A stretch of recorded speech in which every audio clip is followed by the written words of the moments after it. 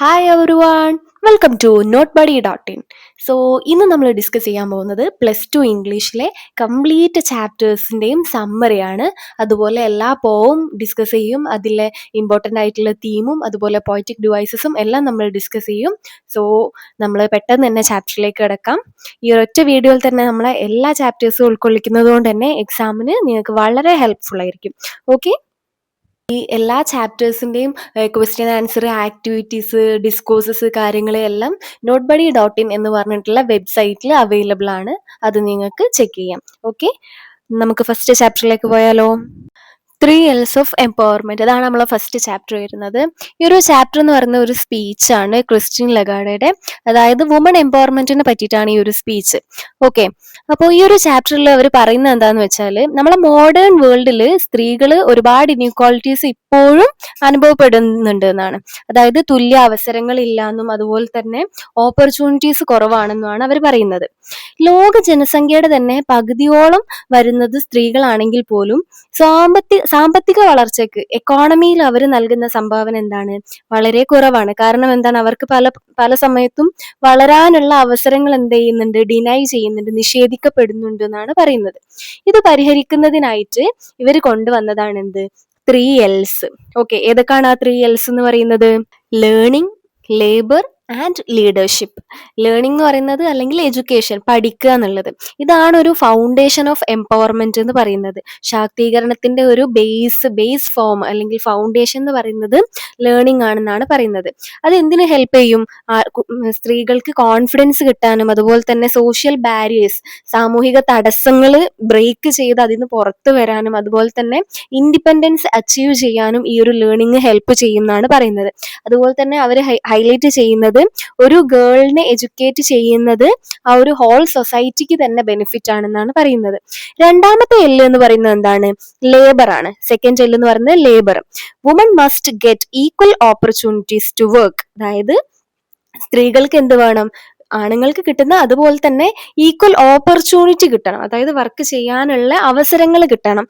അതായത് പക്ഷെ റിയാലിറ്റിയിലേക്ക് വരുമ്പം എല്ലാവരും എന്താണ്, ഓപ്പർച്യൂണിറ്റീസ് കിട്ടിയാൽ പോലും അതിനുള്ള വേജ്, സാലറി എന്തായിരിക്കും? കുറവായിരിക്കും. പല സ്ഥലത്തും എന്താണ്, ലോ പേയ്മെന്റ് ആണ് കിട്ടുന്നത്. അതുപോലെ തന്നെ ലോ സ്റ്റാറ്റസ് ജോബാണുള്ളത്. അതുകൊണ്ട് തന്നെ അവിടെ എന്തായിരിക്കും, പേയ്മെന്റ് ലെസ് ആയിരിക്കും, മെന്നിനെക്കാളും കുറവായിരിക്കും. സെയിം വർക്ക് ആയിരിക്കും, പക്ഷെ എന്താണ്, ആണുങ്ങൾക്ക് കൂടുതലും സ്ത്രീകൾക്ക് കുറവുമായിട്ടാണ് കാണപ്പെടുന്നത്. So equal pay and equal opportunities എന്താണ്, എസെൻഷ്യൽ ആണെന്നാണ് പറയുന്നത്. ഈ വുമൻസിന്റെ പാർട്ടിസിപ്പേഷൻ ഒക്കെ എന്ത് ചെയ്യണം, കൂടണം. എന്നാൽ മാത്രമേ എന്ത് ചെയ്യാൻ പറ്റുള്ളൂ, ഈ ഒരു എക്കണോമിക് ഗ്രോത്ത് നമുക്ക് ഇംപ്രൂവ് ചെയ്യാൻ പറ്റുള്ളൂ എന്നാണ് പറയുന്നത്. അപ്പോൾ ഫസ്റ്റ് L ലേണിംഗ് ആയിരുന്നു, സെക്കൻഡ് L എന്താണ്, ലേബർ ആണ്. ഇനി തേർഡ് L എന്ന് പറയുന്നത് എന്താണ്, ലീഡർഷിപ്പ് ആണ്. സ്ത്രീകൾ പലപ്പോഴും വളരെയധികം അടിപൊളിയാണ് എന്തൊക്കെ കാര്യങ്ങളിൽ, കോപ്പറേഷനിൽ, ഇൻക്ലൂഷൻ, അതുപോലെ ലോങ് ടേം തിങ്കിങ്, ഈ കാര്യങ്ങളിലൊക്കെ സ്ത്രീകൾ എന്താ പറയുക, കുറച്ചുകൂടി അടിപൊളിയാണ്. അതായത് സഹകരണം, ഉൾപ്പെടുത്തൽ, ദീർഘകാല ചിന്ത, ഇതിലെപ്പോഴും എന്താണ്, മിടുക്കരായിരിക്കുന്നത് സ്ത്രീകളാണ്. അതുകൊണ്ട് തന്നെ അവരിൽ നേതൃത്വപരമായിട്ടുള്ള റോളുകൾ ഏറ്റെടുത്താൽ അതെന്താണ്, സമൂഹത്തിൽ കുറച്ചുകൂടെ നല്ലതായിരിക്കും എന്നാണ് പറയുന്നത്. എന്നിരുന്നാലും എന്താണ്, ആത്മവിശ്വാസക്കുറവുണ്ട്, അതായത് കോൺഫിഡൻസ് കുറവ്, സാമൂഹിക തടസ്സങ്ങളും അവരെ പിന്നോട്ട് വലിക്കുന്നുണ്ട്. അതുകൊണ്ട് തന്നെ സ്ത്രീകൾ എന്താണ്, സാഹസങ്ങളൊക്കെ ഏറ്റെടുത്ത് മുന്നോട്ട് പോകാൻ തയ്യാറല്ല. പക്ഷെ ഇനി എന്താവണം, തയ്യാറാവണം എന്നാണ് പറയുന്നത്. ഓക്കെ, നമ്മൾ അതിനുള്ള ആ ഒരു മൈൻഡ് സെറ്റ് ഉണ്ടാക്കണം എന്നാണ് പറയുന്നത്. അവർ പറയുന്നുണ്ട്, എംപവർമെന്റിന് കുറച്ച് റിക്വയർമെന്റ്സ് ഉണ്ട്, അതായത് കുറച്ച് ആവശ്യങ്ങളുണ്ട്, നിയമങ്ങളിൽ കുറച്ച് ചേഞ്ചസ് ആവശ്യമാണ്. എന്തൊക്കെയാണത്? ഈക്വൽ റൈറ്റ് ഇൻ പ്രോപ്പർട്ടി, അതായത് ഈ സ്വത്തിലും ഈ അനന്തരാവകാശം, ഇൻഹെറിറ്റൻസിലും ഒക്കെ എന്ത് ചെയ്യണം, ഈക്വൽ റൈറ്റ്സ് കൊണ്ടുവരണം. അതെന്താണ്, ഒരു മൈൻഡ് സെറ്റേ മാറ്റും എന്നാണ് പറയുന്നത്. ഇങ്ങനെയൊക്കെ ആണെങ്കിൽ മാത്രമേ സ്ത്രീകൾക്ക് അവരുടെ പൂർണ്ണ ശേഷി, അതായത് അവരുടെ കംപ്ലീറ്റ് പൊട്ടൻഷ്യൽ കൈവരിക്കാനും അതുപോലെ തന്നെ സമൂഹത്തിന്റെ പുരോഗതിക്കും അതുപോലെ തന്നെ സംഭാവന ചെയ്യാനും ഒക്കെ പറ്റുള്ളൂ എന്നാണ് പറയുന്നത്. ഇത്രയാണ് ഈ ഒരു ചാപ്റ്റർ വരുന്നത്. വളരെ സിമ്പിൾ ആയിട്ടുള്ള ഒരു കാര്യമാണ്. 3 L's കാര്യം ഒന്ന് ചിന്തിച്ചാൽ മതി, നിങ്ങൾക്ക് എക്സാമിന് എഴുതാം. ഇനി നെക്സ്റ്റ് ചാപ്റ്റർ നോക്കിയാലോ. എനി വുമൺ ഇത് എഴുതിയിട്ടുള്ളത് കാതറിൻ ഡയനാൻ ആണ്. ഇത് ഹൈലൈറ്റ് ചെയ്യുന്നതെന്ന് പറഞ്ഞാൽ ഒരു ഫാമിലിയിലെ വുമന്റെ ഇമ്പോർട്ടൻസ് ആണ്. ഫസ്റ്റ് സ്റ്റാൻസയിൽ പറയുന്നത് the woman says she is the pillar and keystone of the house. അതായത് വീടിന്റെ കീ സ്റ്റോണും അതുപോലെ തന്നെ പില്ലർ ഓഫ് ദി ഹൗസും ആരാണ്? വുമൺ ആണെന്നാണ് പറയുന്നത്. അത് മീൻ ചെയ്യുന്നത് എന്താണ്? അവരാണ് അതിലെ മെയിൻ സപ്പോർട്ട്. അതുപോലെ തന്നെ അവരില്ലാതെ ഒരു വീട് എന്ന് പറയുന്നത് എന്താണ്? അത് ഇടിഞ്ഞു പൊളിഞ്ഞു വീഴും എന്നാണ് പറയുന്നത്. സെക്കൻഡ് സ്റ്റാൻസയിൽ പറയുന്നത് എന്താണ്? അവരെ കമ്പയർ ചെയ്യുന്നത് എന്തുകൊണ്ടാണ്? ഫയറിനോടും അതുപോലെ തന്നെ സൺലൈറ്റിനോടുമാണ്. അത് കാണിക്കുന്നത് എന്താണ്? അവരാണ് അവിടേക്ക് വെളിച്ചവും അതുപോലെ തന്നെ എനർജിയും ആ ഒരു വീടിന് ജീവൻ കൊടുക്കുന്നത് വരെ, ആ ഫാമിലിക്ക് ഒരു ജീവൻ കൊടുക്കുന്നത് വരെ അവരാണെന്നാണ് പറയുന്നത്. അതുപോലെ തന്നെ അവരില്ലാതെ എവറിത്തിങ് ഫീൽ കോൾഡ്. അതായത് എല്ലാം എന്താണ്? തണുപ്പായിരിക്കും. അതായത് ഒന്നിനും ജീവൻ ഉണ്ടാവില്ല എന്നുള്ള രീതിയിലാണ് പറയുന്നത്. തേർഡ് സ്റ്റാൻസിൽ പറയുന്നത് എന്താണ്? അവർ എക്സ്പ്ലെയിൻ ചെയ്യാണ് അവരുടെ റോള്. അതായത് ആ ഒരു കുട്ടികൾക്ക് വേണ്ടിയിട്ടുള്ള കെയർ കൊടുക്കുന്നത്, അതുപോലെ തന്നെ അവരാണ് ലവ് പ്രൊവൈഡ് ചെയ്യുന്നത്, അതുപോലെ അവരാണ് ഈ ഫാമിലിനെ പ്രൊട്ടക്റ്റ് ചെയ്യുന്നതും ആ ഒരു ഫാമിലിന്റെ ആ ഒരു യൂണിറ്റി കീപ്പ് ചെയ്യുന്നതും ആരാണ്? ഈ ഒരു മദറാണ്, അല്ലെങ്കിൽ ഈ ഒരു വുമൺ ആണെന്നാണ് പറയുന്നത്. അതുപോലെ തന്നെ എന്തൊരു പ്രശ്നം വന്നാലും അതിന്റെ ബാക്കിൽ എല്ലാവരെയും കൂട്ടി ചേർത്ത് പിടിക്കുന്നത് ആരാണ്? ആ ഒരു വുമൺ ആണെന്നാണ് പറയുന്നത്. ഫോർത്ത് സ്റ്റാൻസിൽ പറയുന്നത് അവർ ഡിസ്ക്രൈബ് ചെയ്യാണ് അവരുടെ role as a homemaker. വീട് ഉണ്ടാക്കുന്ന ഒരാൾ, അതായത് വീടിനെ മാനേജ് ചെയ്യുന്ന ഒരാളായിട്ടാണ് പറയുന്നത്. Managing everything in the house and creating comfort. ഒരു കംഫർട്ട് ഉണ്ടാക്കുക, എല്ലാ കാര്യം ചെയ്തിട്ട് ഒരു കംഫർട്ട് ഉണ്ടാക്കുക, ഒരു സ്റ്റെബിലിറ്റി കൊണ്ടുവരിക ആ ഫാമിലിക്ക്. അതൊക്കെ ചെയ്യുന്ന ആരാണ്? ഈ വുമൺ ആണെന്നാണ് പറയുന്നത്. ഫൈനൽ സ്റ്റാൻസിൽ പറയുന്നത് അവർ റെപ്രസെന്റ് ചെയ്യുന്നത് എന്താണ്? ഒരു പ്രൊട്ടക്ടർ ആയിട്ടാണ്. അതായത് വീടിനെതിരെ അല്ലെങ്കിൽ അവിടെ ഫാമിലിക്കെതിരെ ഒരു ഡേഞ്ചർ വരുവാണെന്നുണ്ടെങ്കിൽ ആ ഡേഞ്ചറിന് മുന്നിൽ ഒരു വാളായിട്ട്, ഒരു മതിലായിട്ട് ആര് നിൽക്കും? ഈ വുമൺ നിൽക്കും എന്നാ പറയുന്നത്. അതായത് ആ വാള് കടന്നിട്ട് എന്ത് ചെയ്യില്ല, ഡേഞ്ചർ നമ്മളെ വീട്ടിലേക്ക് എത്തൂല. വലിയൊരു മതിൽ കെട്ടിയാൽ അത് കടന്നു വരാൻ കഴിയോ? ഇല്ല. അതുപോലെ ആ വാള് പോലെ ആക്ട് ചെയ്യുന്നത് ആരാണ്? വുമൺ ആണെന്നാണ് പറയുന്നത്. അതുപോലെ തന്നെ അവരുടെ റെസ്പോൺസിബിലിറ്റി, ഡെഡിക്കേഷൻ, കാര്യങ്ങളൊക്കെ അവർ പറയുന്നത് എന്താന്ന് വെച്ചാല് ഇവരുടെ മക്കള്, ചെറിയ മക്കള് വലുതാവുന്നത് വരെ അത് ആര് ഏറ്റെടുക്കും? ആ റെസ്പോൺസിബിലിറ്റിയും ഡെഡിക്കേഷനും ഒക്കെ അവര് ഒരിക്കലും വിട്ടുപോകില്ല. അത് അത്രയും കാലം അവർ കീപ്പ് ചെയ്യും എന്നാണ് പറയുന്നത്. ഈ ഒരു ചാപ്റ്റർ സിമ്പിൾ ആണ്. ഇതിലെ മെയിൻ തീം എന്ന് പറഞ്ഞാല് central role of a woman in a family. അതെന്താണ്? വുമൺ ആക്ട് ചെയ്യുന്നത് ഭയങ്കര സപ്പോർട്ട് സിസ്റ്റം ആയിട്ട് നിൽക്കുന്നുണ്ട്, സ്ട്രെങ്ത് ആണ്, പ്രൊട്ടക്ടർ ആണ്, അതുപോലെ ലവ്, കെയർ, സാക്രിഫൈസ്, ഇതൊക്കെ ഒരു മദറിന്റെ കാര്യങ്ങളാണ് കംപ്ലീറ്റ് പറയുന്നത്. നമുക്ക് നമ്മളെ അമ്മമാരെ ആലോചിച്ചാൽ ഈ ഒരു ചാപ്റ്ററിന്റെ ക്വസ്റ്റ്യൻ ആൻസർ ഒക്കെ സിമ്പിൾ ആയിട്ട് എഴുതാൻ പറ്റും. ഇതില് പോയറ്റിക് ഡിവൈസസ് ഉണ്ട്, മെറ്റഫർ ഉണ്ട്. എന്താണ് മെറ്റഫർ? ഇതിൽ വുമണിനെ എന്തായിട്ട് കമ്പയർ ചെയ്തിട്ടുണ്ട്? പില്ലർ ആയിട്ട് കമ്പയർ ചെയ്തിട്ടുണ്ട്, അതുപോലെ ഫയർ ആയിട്ട് കമ്പയർ ചെയ്തിട്ടുണ്ട്, അതുപോലെ വാൾ ആയിട്ട് കമ്പയർ ചെയ്തിട്ടുണ്ട്. അതുപോലെ ഇമേജറി ഉണ്ട് ഇതിൽ, വാംത്ത്, ഹോം, പ്രൊട്ടക്ഷൻ, പിന്നെ അതുപോലെ സിംബോളിസം ഉണ്ട്. ഈ ഹൗസ് റെപ്രസെന്റ് ചെയ്യുന്നത് എന്താണ്? ഫാമിലിയാണ്. അതുപോലെ തന്നെ ഇതിൽ റെപ്പിറ്റീഷന് ഐ ആം എന്നുള്ളത് ഉണ്ട്, പക്ഷെ അത് അത്ര ഇമ്പോർട്ടന്റ് അല്ല. ഓക്കെ, ഇത്രയാണ് ഈ ഒരു ചാപ്റ്റർ വരുന്നത്. ഇനി നമുക്ക് നെക്സ്റ്റ് ചാപ്റ്റർ നോക്കിയാലോ. മാച്ച് ബോക്സ് എന്ന് പറഞ്ഞിട്ടുള്ള ഈ ഒരു സ്റ്റോറി എഴുതിയിട്ടുള്ളത് ആശാപൂർണ ദേവിയാണ്. അവർ വുമണിനെ ഒരു മാച്ച് ബോക്സുമായിട്ട് കമ്പയർ ചെയ്യാണ്. അവർ പറയുന്നുണ്ട് മാച്ച് ബോക്സിൽ ഫയർ ഉണ്ടെങ്കിൽ കൂടിയിട്ട് അതൊരു സൈലന്റ് ആയിട്ടാണ് നിൽക്കുന്നത്. അതുപോലെ തന്നെ വുമണും എന്താണ്? ഇന്നർ സ്ട്രെങ്ത് ഒരുപാട് ഉണ്ടെങ്കിൽ പോലും അവരെന്താണ്? ക്വയറ്റ് ആയിട്ട് നിൽക്കുന്നുണ്ട്, സൊസൈറ്റിയിൽ സപ്രസ്ഡ് ആയിട്ടാണ് നിൽക്കുന്നതെന്ന് പറയാം. ഈ സ്റ്റോറി ഫോക്കസ് ചെയ്യുന്നത് നൊമിത എന്ന് പറഞ്ഞിട്ടുള്ള ഒരു മാരീഡ് വുമൺ ആണ്. ഒരു ദിവസം അവരുടെ ഹസ്ബൻഡിന്റെ, അജിത്തിന്റെ ക്ലോത്ത്സ് ഒക്കെ വാഷ് ചെയ്യാൻ കൊടുക്കുന്ന ആളെടുത്ത് കൊടുക്കുന്ന സമയത്ത് അവര് ചെക്ക് ചെയ്യായിരുന്നു. ആ സമയത്താണ് അവള് ഒരു ചുരുട്ടിയിട്ടുള്ള ഒരു ലെറ്റർ കടക്കുന്നത് കാണുന്നത്. അത് നോക്കുന്ന സമയത്ത് അവളുടെ അമ്മ എഴുതിയിട്ടുള്ളതാണ്. അപ്പൊ അത് ചെക്ക് ചെയ്ത് നോക്കുമ്പോൾ 3 ദിവസം മുന്നേ എത്തിയിട്ടുള്ളതാണ്. അപ്പൊ അവൾക്ക് എന്താണ്? ഭയങ്കരമായിട്ടൊരു ദേഷ്യം, സങ്കടവും കാര്യമൊക്കെ വരികയാണ്. കാരണം അവളുടെ ഹസ്ബൻഡ് അജിത്ത് അത് എന്ത് ചെയ്തതാണ്? അവളിൽ നിന്നും മറച്ചു വെച്ചതാണ്. അവൾക്ക് മനസ്സിലായി ഇത് അവന്റെ ഒരു മിസ്റ്റേക്ക് അല്ല, അയാള് മനഃപൂർവ്വം ചെയ്തതാണെന്ന്. കാരണം ഇതിനു മുന്നേയും എന്തുണ്ട്? ഇയാൾക്കൊരു സ്വഭാവമുണ്ട്, ഈ ഒരു കത്തെടുത്ത് വായിക്കുന്ന ഒരു സ്വഭാവം. അപ്പൊ അതെന്താണ്? മനഃപൂർവ്വം ചെയ്തതാണെന്ന് അവൾക്ക് മനസ്സിലാവുകയാണ്. അങ്ങനെ ചില സമയങ്ങളിലൊക്കെ അയാൾ വായിച്ചിട്ട് എടുത്തു വെക്കുകയും, പക്ഷെ ചില സമയങ്ങളിൽ അയാൾ കൊടുക്കാതിരിക്കുകയും ചെയ്യുന്നുണ്ട്. ചില സമയത്ത് കൊടുക്കും, ചില സമയത്ത് കൊടുക്കൂല. അതുകൊണ്ട് തന്നെ എന്താ പറയാ, അവളുടെ മനസ്സിലൊരു സംശയവും ഒരു വിഷമവും പെയിനും ഒക്കെ ഉണ്ട്. ഈ ഒരു ലെറ്റർ അവളുടെ അമ്മയിൽ നിന്നുള്ളതാ. അമ്മ ഭയങ്കരമായിട്ട് ദാരിദ്ര്യം കാര്യങ്ങളൊക്കെ സ്ട്രഗ്ലിംഗ് ആയിട്ടുള്ള ഒരാളാണ്, ബുദ്ധിമുട്ടുകളൊക്കെ ഉള്ള ഒരു വ്യക്തിയാണ്. അതുകൊണ്ട് തന്നെ അവർ ഇടയ്ക്ക് ഇങ്ങനെ പ്രോബ്ലംസ് പറഞ്ഞിട്ട് ഇൻഡയറക്ട്ലി ഹെൽപ്പ് പ്രതീക്ഷിച്ചുകൊണ്ട് കത്ത് എഴുതാറുണ്ട്. നൊമിത ഭയങ്കര ഹെൽപ്ലെസ് ആണ്, കാരണം അജിത്ത് എന്താണ് ഭയങ്കര കൺട്രോളിങ് ആണ്, എല്ലാ കാര്യം കൺട്രോൾ ചെയ്യും. അതുപോലെ തന്നെ അവളുടെ ഫാമിലിനെ ഒക്കെ ഇൻസൾട്ട് ചെയ്യുകയും ചെയ്യാറുണ്ട്. ഇതിനു മുന്നേ എന്താണ് ഈ നൊമിതക്ക് ഭയങ്കര ദേഷ്യം വന്നിട്ട് ഇനി ഇനി ഇങ്ങോട്ടേക്ക് ലെറ്റർ എഴുതരുത്, പൈസ ചോദിക്കരുത് എന്നൊക്കെ പറഞ്ഞിട്ട് ദേഷ്യത്തില് അമ്മയ്ക്ക് കത്ത് എഴുതിയിട്ടുണ്ട്. പക്ഷെ അവൾക്ക് അതിലും എന്ത് ചെയ്യുന്നുണ്ട്, ഒരു നാണക്കേടും വിഷമവും കാര്യങ്ങളും ഒക്കെ ഉണ്ട്. അങ്ങനെ നൊമിത അജിത്ത് വരുന്ന സമയത്ത് കാഷ്വൽ ആയിട്ട് തന്നെ ബിഹേവ് ചെയ്യുന്നത്. ഈവൻ ഇത്രയും കള്ളത്തരം അവളെ പിടിച്ചിട്ട് പോലും എന്താണ് അതൊക്കെ മറന്ന രീതിയിലാണ് അവര് സംസാരിക്കുന്നത്. അയാള് പിന്നെയും എന്ത് ചെയ്യുന്നുണ്ട്, ഹസ്ബൻഡ് ഇവളുടെ ഫാമിലിനെ ഇൻസൾട്ട് ചെയ്യാൻ ശ്രമിക്കുന്നുണ്ട്. ഇത് നൊമിതയുടെ ആങ്കർ, ദേഷ്യം വളരെയധികം കൂട്ടുകയാണ് ചെയ്തിട്ടുള്ളത്. അവൾക്ക് അവളുടെ കൺട്രോൾ തന്നെ എന്ത് ചെയ്തു, നശിച്ചുപോയി. അങ്ങനെ ആ ഒരു ടൈമിൽ നൊമിത ഡിസൈഡ് ചെയ്യാണ് എന്ത്, അതിനെതിരെ പ്രതികരിക്കാൻ വേണ്ടിയിട്ട്. അവൾ പെട്ടെന്ന് തന്നെ ഒരു മാച്ച് ബോക്സ് എടുത്തിട്ട് അതിന്റെ മാച്ച് സ്റ്റിക്ക് എന്ത് ചെയ്യും, എടുത്തിട്ട് ലൈറ്റ്സ് ചെയ്യും. അതായത് മാച്ച് ബോക്സിന് ഒരു കൊള്ളി എടുത്തിട്ട് കത്തിക്കും. അത് സിംബലൈസ് ചെയ്യുന്നത് അവളുടെ ഉള്ളിലുള്ള ആ ഒരു തീയാണ്, ആളി കത്തുന്ന തീയാണ് ഉപമിക്കുന്നത്, അത് കാണിച്ചു തരുന്നത്. ആ ഒരു ആങ്കറിൽ അവൾ എന്ത് ചെയ്യുന്നതാണ്, അജിത്തിനെ പേടിപ്പിക്കുന്നുണ്ട്. അത് അവിടെ കാണിക്കുന്നത് എന്താ വെച്ചാൽ അവളുടെ ആ ഒരു കറേജ്, ആ ഒരു ധൈര്യമാണ്. അത്രയും കാലം സപ്രസ് ചെയ്തിട്ടുള്ള ആ ഒരു ഇമോഷൻസ് ഒക്കെ എന്താണ് പുറത്തു വരികയാണ്. അജിത്ത് അതുവരെ അതിനു മുന്നേ വരെ ഭയങ്കര അഹങ്കാരി ആയിട്ടുള്ള ഒരു അറഗന്റ് ആയിട്ടുള്ള പേഴ്സൺ ആയിരുന്നു. പക്ഷെ പെട്ടെന്ന് എന്ത് ചെയ്യാണ്, അജിത്ത് പേടിക്കുകയാണ്. അങ്ങനെ പെട്ടെന്ന് തന്നെ നൊമിത എന്താണ്, കാമാവുകയാണ്. പെട്ടെന്ന് ഒരു ആളിക്കത്തിൽ വന്നു, പെട്ടെന്ന് തന്നെ അത് എന്ത് ചെയ്തു, അവള് കാമായി. അവള് റിയലൈസ് ചെയ്തു, ആ ഒരു സിറ്റുവേഷൻ റിയലൈസ് ചെയ്തു, നോർമൽ ഡ്യൂട്ടിയിലേക്ക് തിരികെ പോയി. അതിനുശേഷം എന്താണ്, എല്ലാം വീണ്ടും നോർമലായി. പക്ഷെ അവളുടെ ഉള്ളിൽ എന്താണ്, വലിയൊരു മാറ്റം സംഭവിച്ചിട്ടുണ്ട്. അവൾക്ക് അവളുടെ ആ ഒരു സ്ട്രെങ്ത് മനസ്സിലായി എന്നാണ് പറയുന്നത്. ഈ ഒരു സ്റ്റോറി എൻഡ് ചെയ്യുന്നത് എന്താന്ന് വെച്ചാല് ആ ഒരു സെയിം ഐഡിയ റിപ്പീറ്റ് ചെയ്തുകൊണ്ടാണ്. അതായത് വുമൺ എന്ന് പറയുന്നത് എന്താണ്, മാച്ച് ബോക്സ് പോലെയാണെന്നാണ് പറയുന്നത്. ഈവൻ ദോ അവർക്ക് ഒരു ഫയർ ക്രിയേറ്റ് ചെയ്യാനുള്ള പവർ ഉണ്ടെങ്കിൽ പോലും അവരെന്താണ്, കൺട്രോൾഡ് ആയിട്ട് സൈലന്റ് ആയിട്ട് ഇരിക്കുകയാണെന്നാണ് പറയുന്നത്. സൊസൈറ്റി പല സമയത്തും അവരുടെ സ്ട്രെങ്ത് എന്ത് ചെയ്യുന്നുണ്ട്, ഇഗ്നോർ ചെയ്യാണ്. പക്ഷെ ആവശ്യമുള്ള സമയത്ത് അവരെന്ത് ചെയ്യും, അത് അവരുടെ ട്രൂ പവർ കാണിക്കും. അത്രയാണ് ഈ ഒരു സ്റ്റോറിയിൽ പറയുന്നത്. ഓക്കെ, നെക്സ്റ്റ് സ്റ്റോറി എന്ന് പറയുന്നത് ഹൊറിഗല്ലു. സുധാമൂർത്തിയുടെ ഈ ഒരു ഹൊറിഗല്ലു എന്ന് പറഞ്ഞിട്ടുള്ള ഈ ഒരു ചാപ്റ്റർ കൈൻഡ്നെസ്സും അതുപോലെ തന്നെ ഇമോഷണൽ സപ്പോർട്ടും ഒക്കെ ഒരു ചൈൽഡ്ഹുഡ് മെമ്മറിയിലൂടെ അവതരിപ്പിക്കുന്ന ഒരു ചാപ്റ്ററാണ്. എഴുത്തുകാർ തൻ്റെ ഗ്രാമത്തിലെ ഒരു ആൽമരത്തെയാണ് ഓർക്കുന്നത്. ആ ഒരു മരത്തിന്റെ കീഴിൽ ഹൊറിഗല്ലു എന്ന് പറഞ്ഞിട്ടുള്ള ഒരു കല്ല് ബെഞ്ച് ഉണ്ടായിരുന്നു.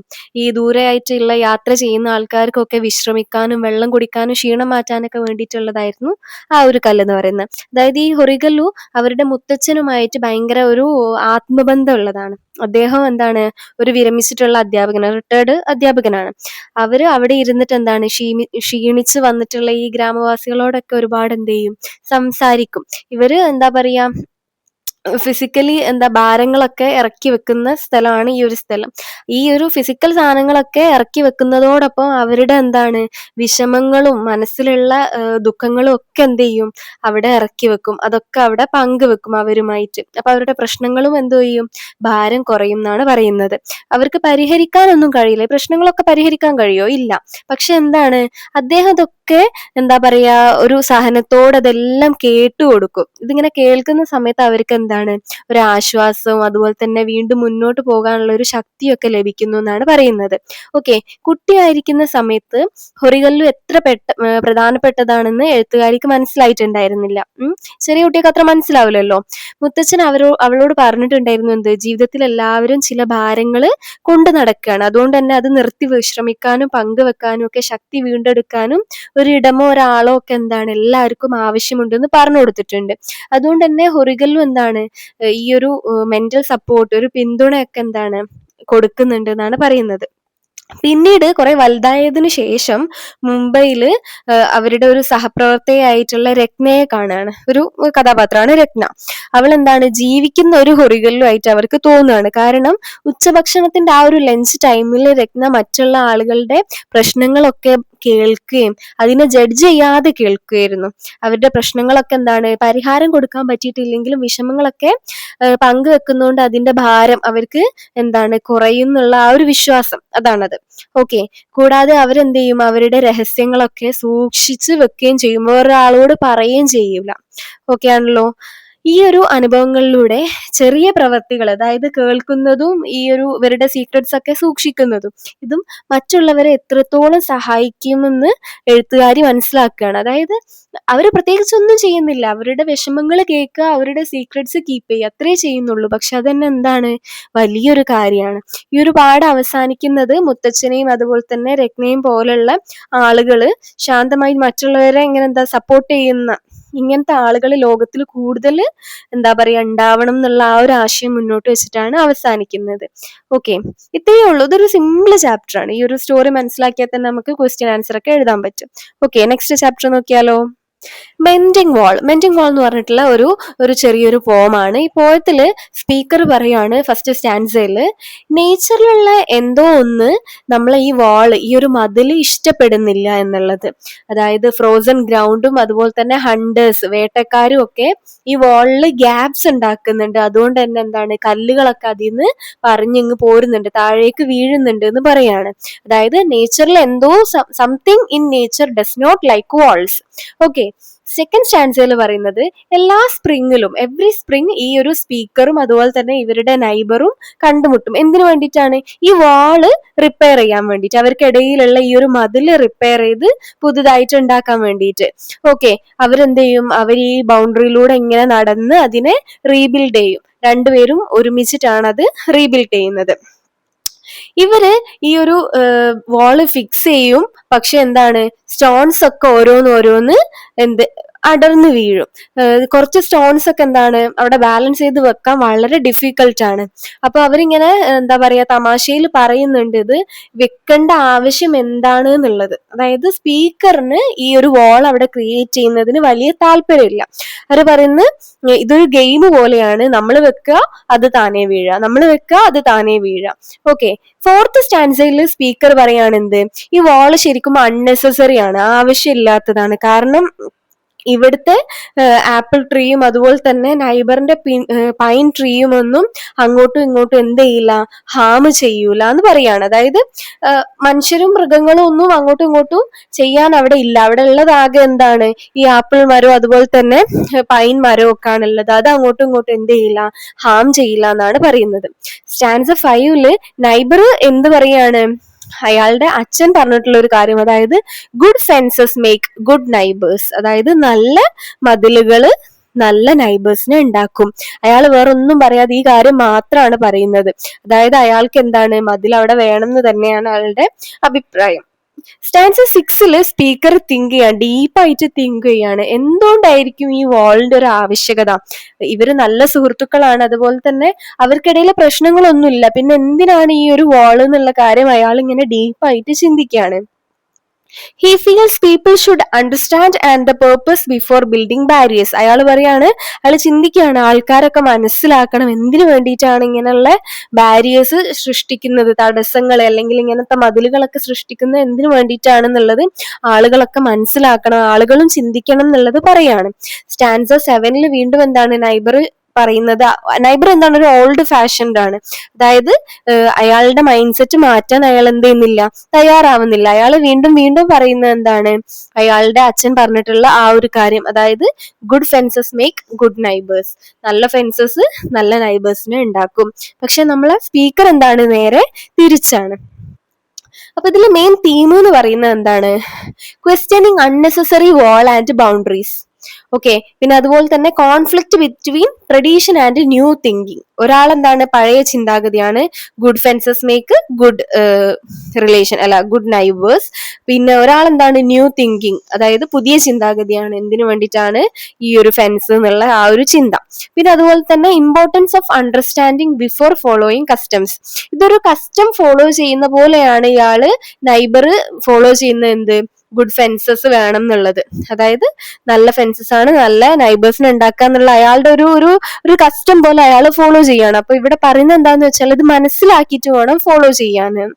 പിന്നെ അതുപോലെ തന്നെ ഇതിൽ കുറച്ച് പോയറ്റിക് ഡിവൈസസ് ഉണ്ട്, റെപ്യൂട്ടേഷൻ ഉണ്ട്, എന്താണ് good fences make good neighbours. പിന്നെ അതുപോലെ സിംബോളിസം ഉണ്ട്. വാള് റെപ്രസെന്റ് ചെയ്യുന്നത് എന്താണ്, രണ്ടുപേർക്കിടയിലുള്ള ബാരിയർ ആയിട്ടാണ് വാള് റെപ്രസെന്റ് ചെയ്യുന്നത്. പിന്നെ അതുപോലെ ഇമേജറി ആയിട്ട് clear picture of stone, gaps, nature, ഇതൊക്കെ ഇമേജറി ആണ്. അതുപോലെ മെറ്റഫർ എന്ന് പറയുന്നത് വാളിനെ ഇമോഷണൽ ഓർ സോഷ്യൽ സെപ്പറേഷൻ ആയിട്ട് കാണിക്കുന്നുണ്ട്. പിന്നെ ഇതിലെ പേഴ്സോണിഫിക്കേഷൻ എന്ന് പറഞ്ഞാൽ എന്താണ്, നേച്ചർ എന്തായിട്ട് ഡിസ്ക്രൈബ് ചെയ്യുന്നുണ്ട്, ബ്രേക്കിംഗ് ദ വാൾ ആയിട്ട് ഡിസ്ക്രൈബ് ചെയ്യുന്നുണ്ട്. ഇതിൽ ഐറണി എന്ന് പറയുന്നത് the wall meant to unite actually create distance. ഇത്രയാണ് ഈ ഒരു ചാപ്റ്റർ വരുന്നത്. ഓക്കെ, ഇനി നമുക്ക് നെക്സ്റ്റ് ചാപ്റ്ററിലേക്ക് പോവാം, അമിഗോ ബ്രദേഴ്സ്.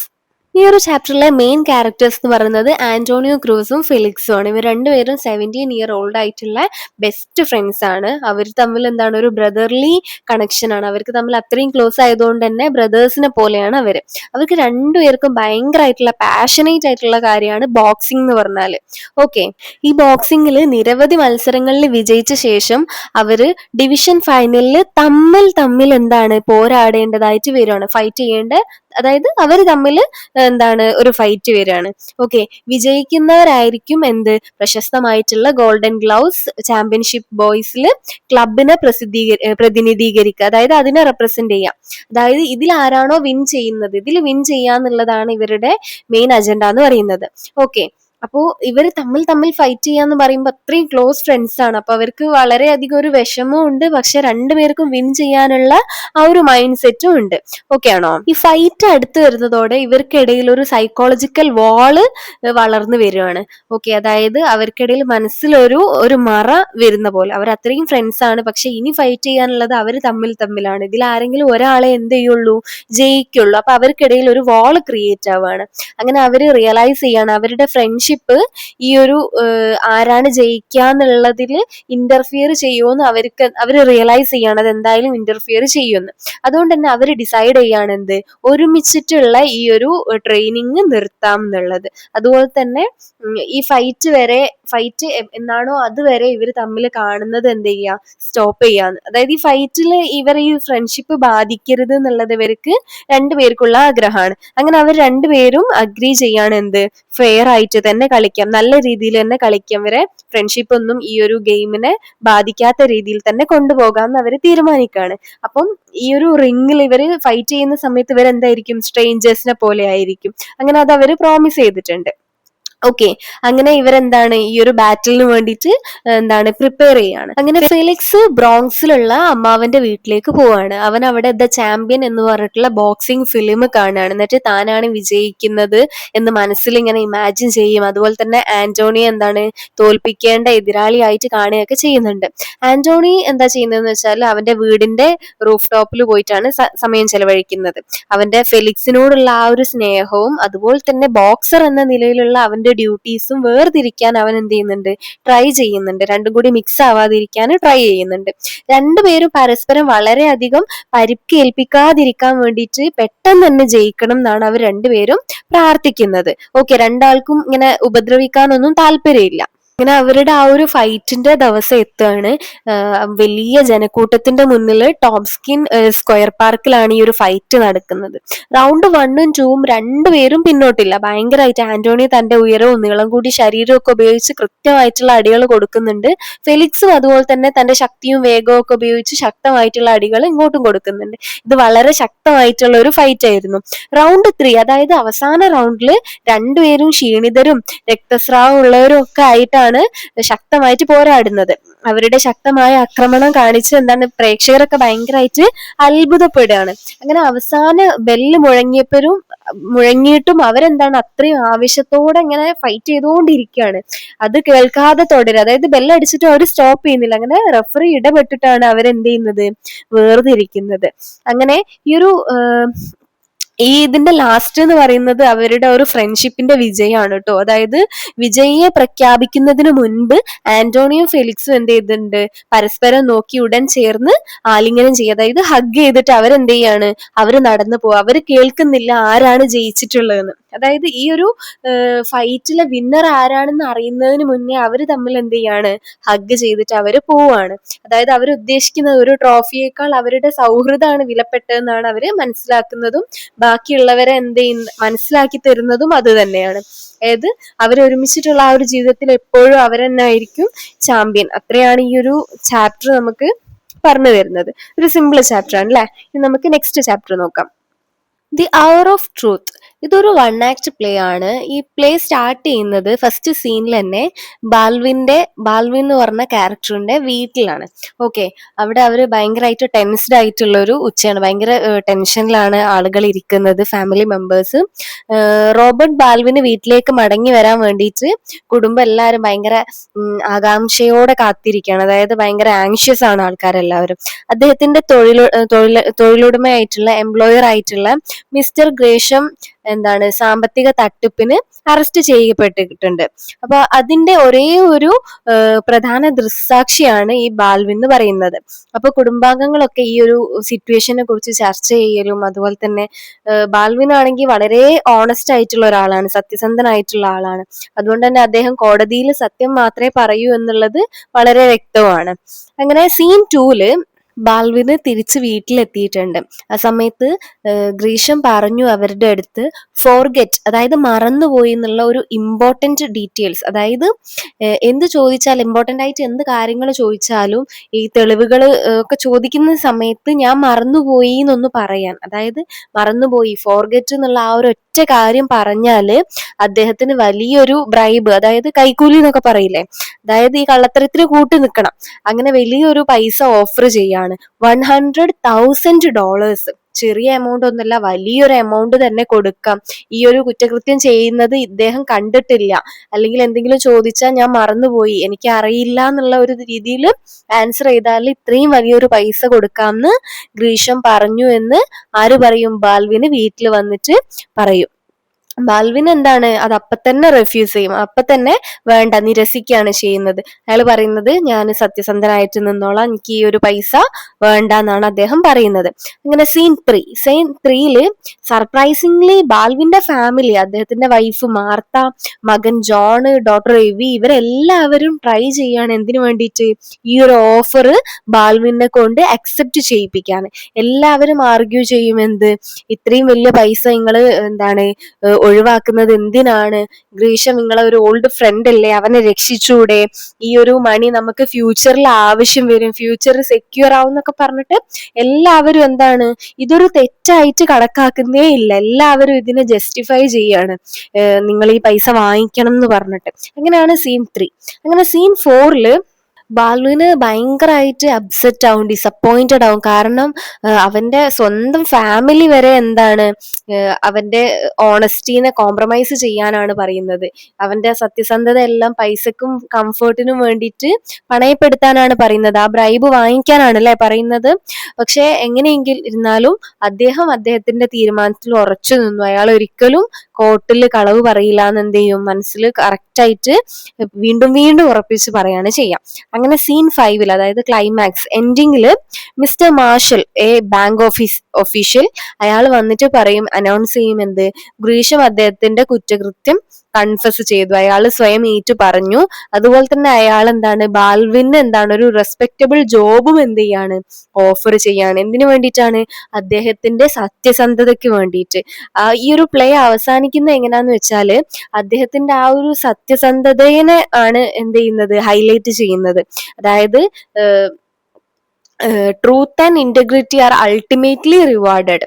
അതായത് എല്ലാത്തിന്റെ അവസാനം സത്യമാണ് വിജയിക്കുക എന്നുള്ള ഒരു കാര്യമാണ് ഈ ഒരു പ്ലേ നമുക്ക് പറഞ്ഞു തരുന്നത്.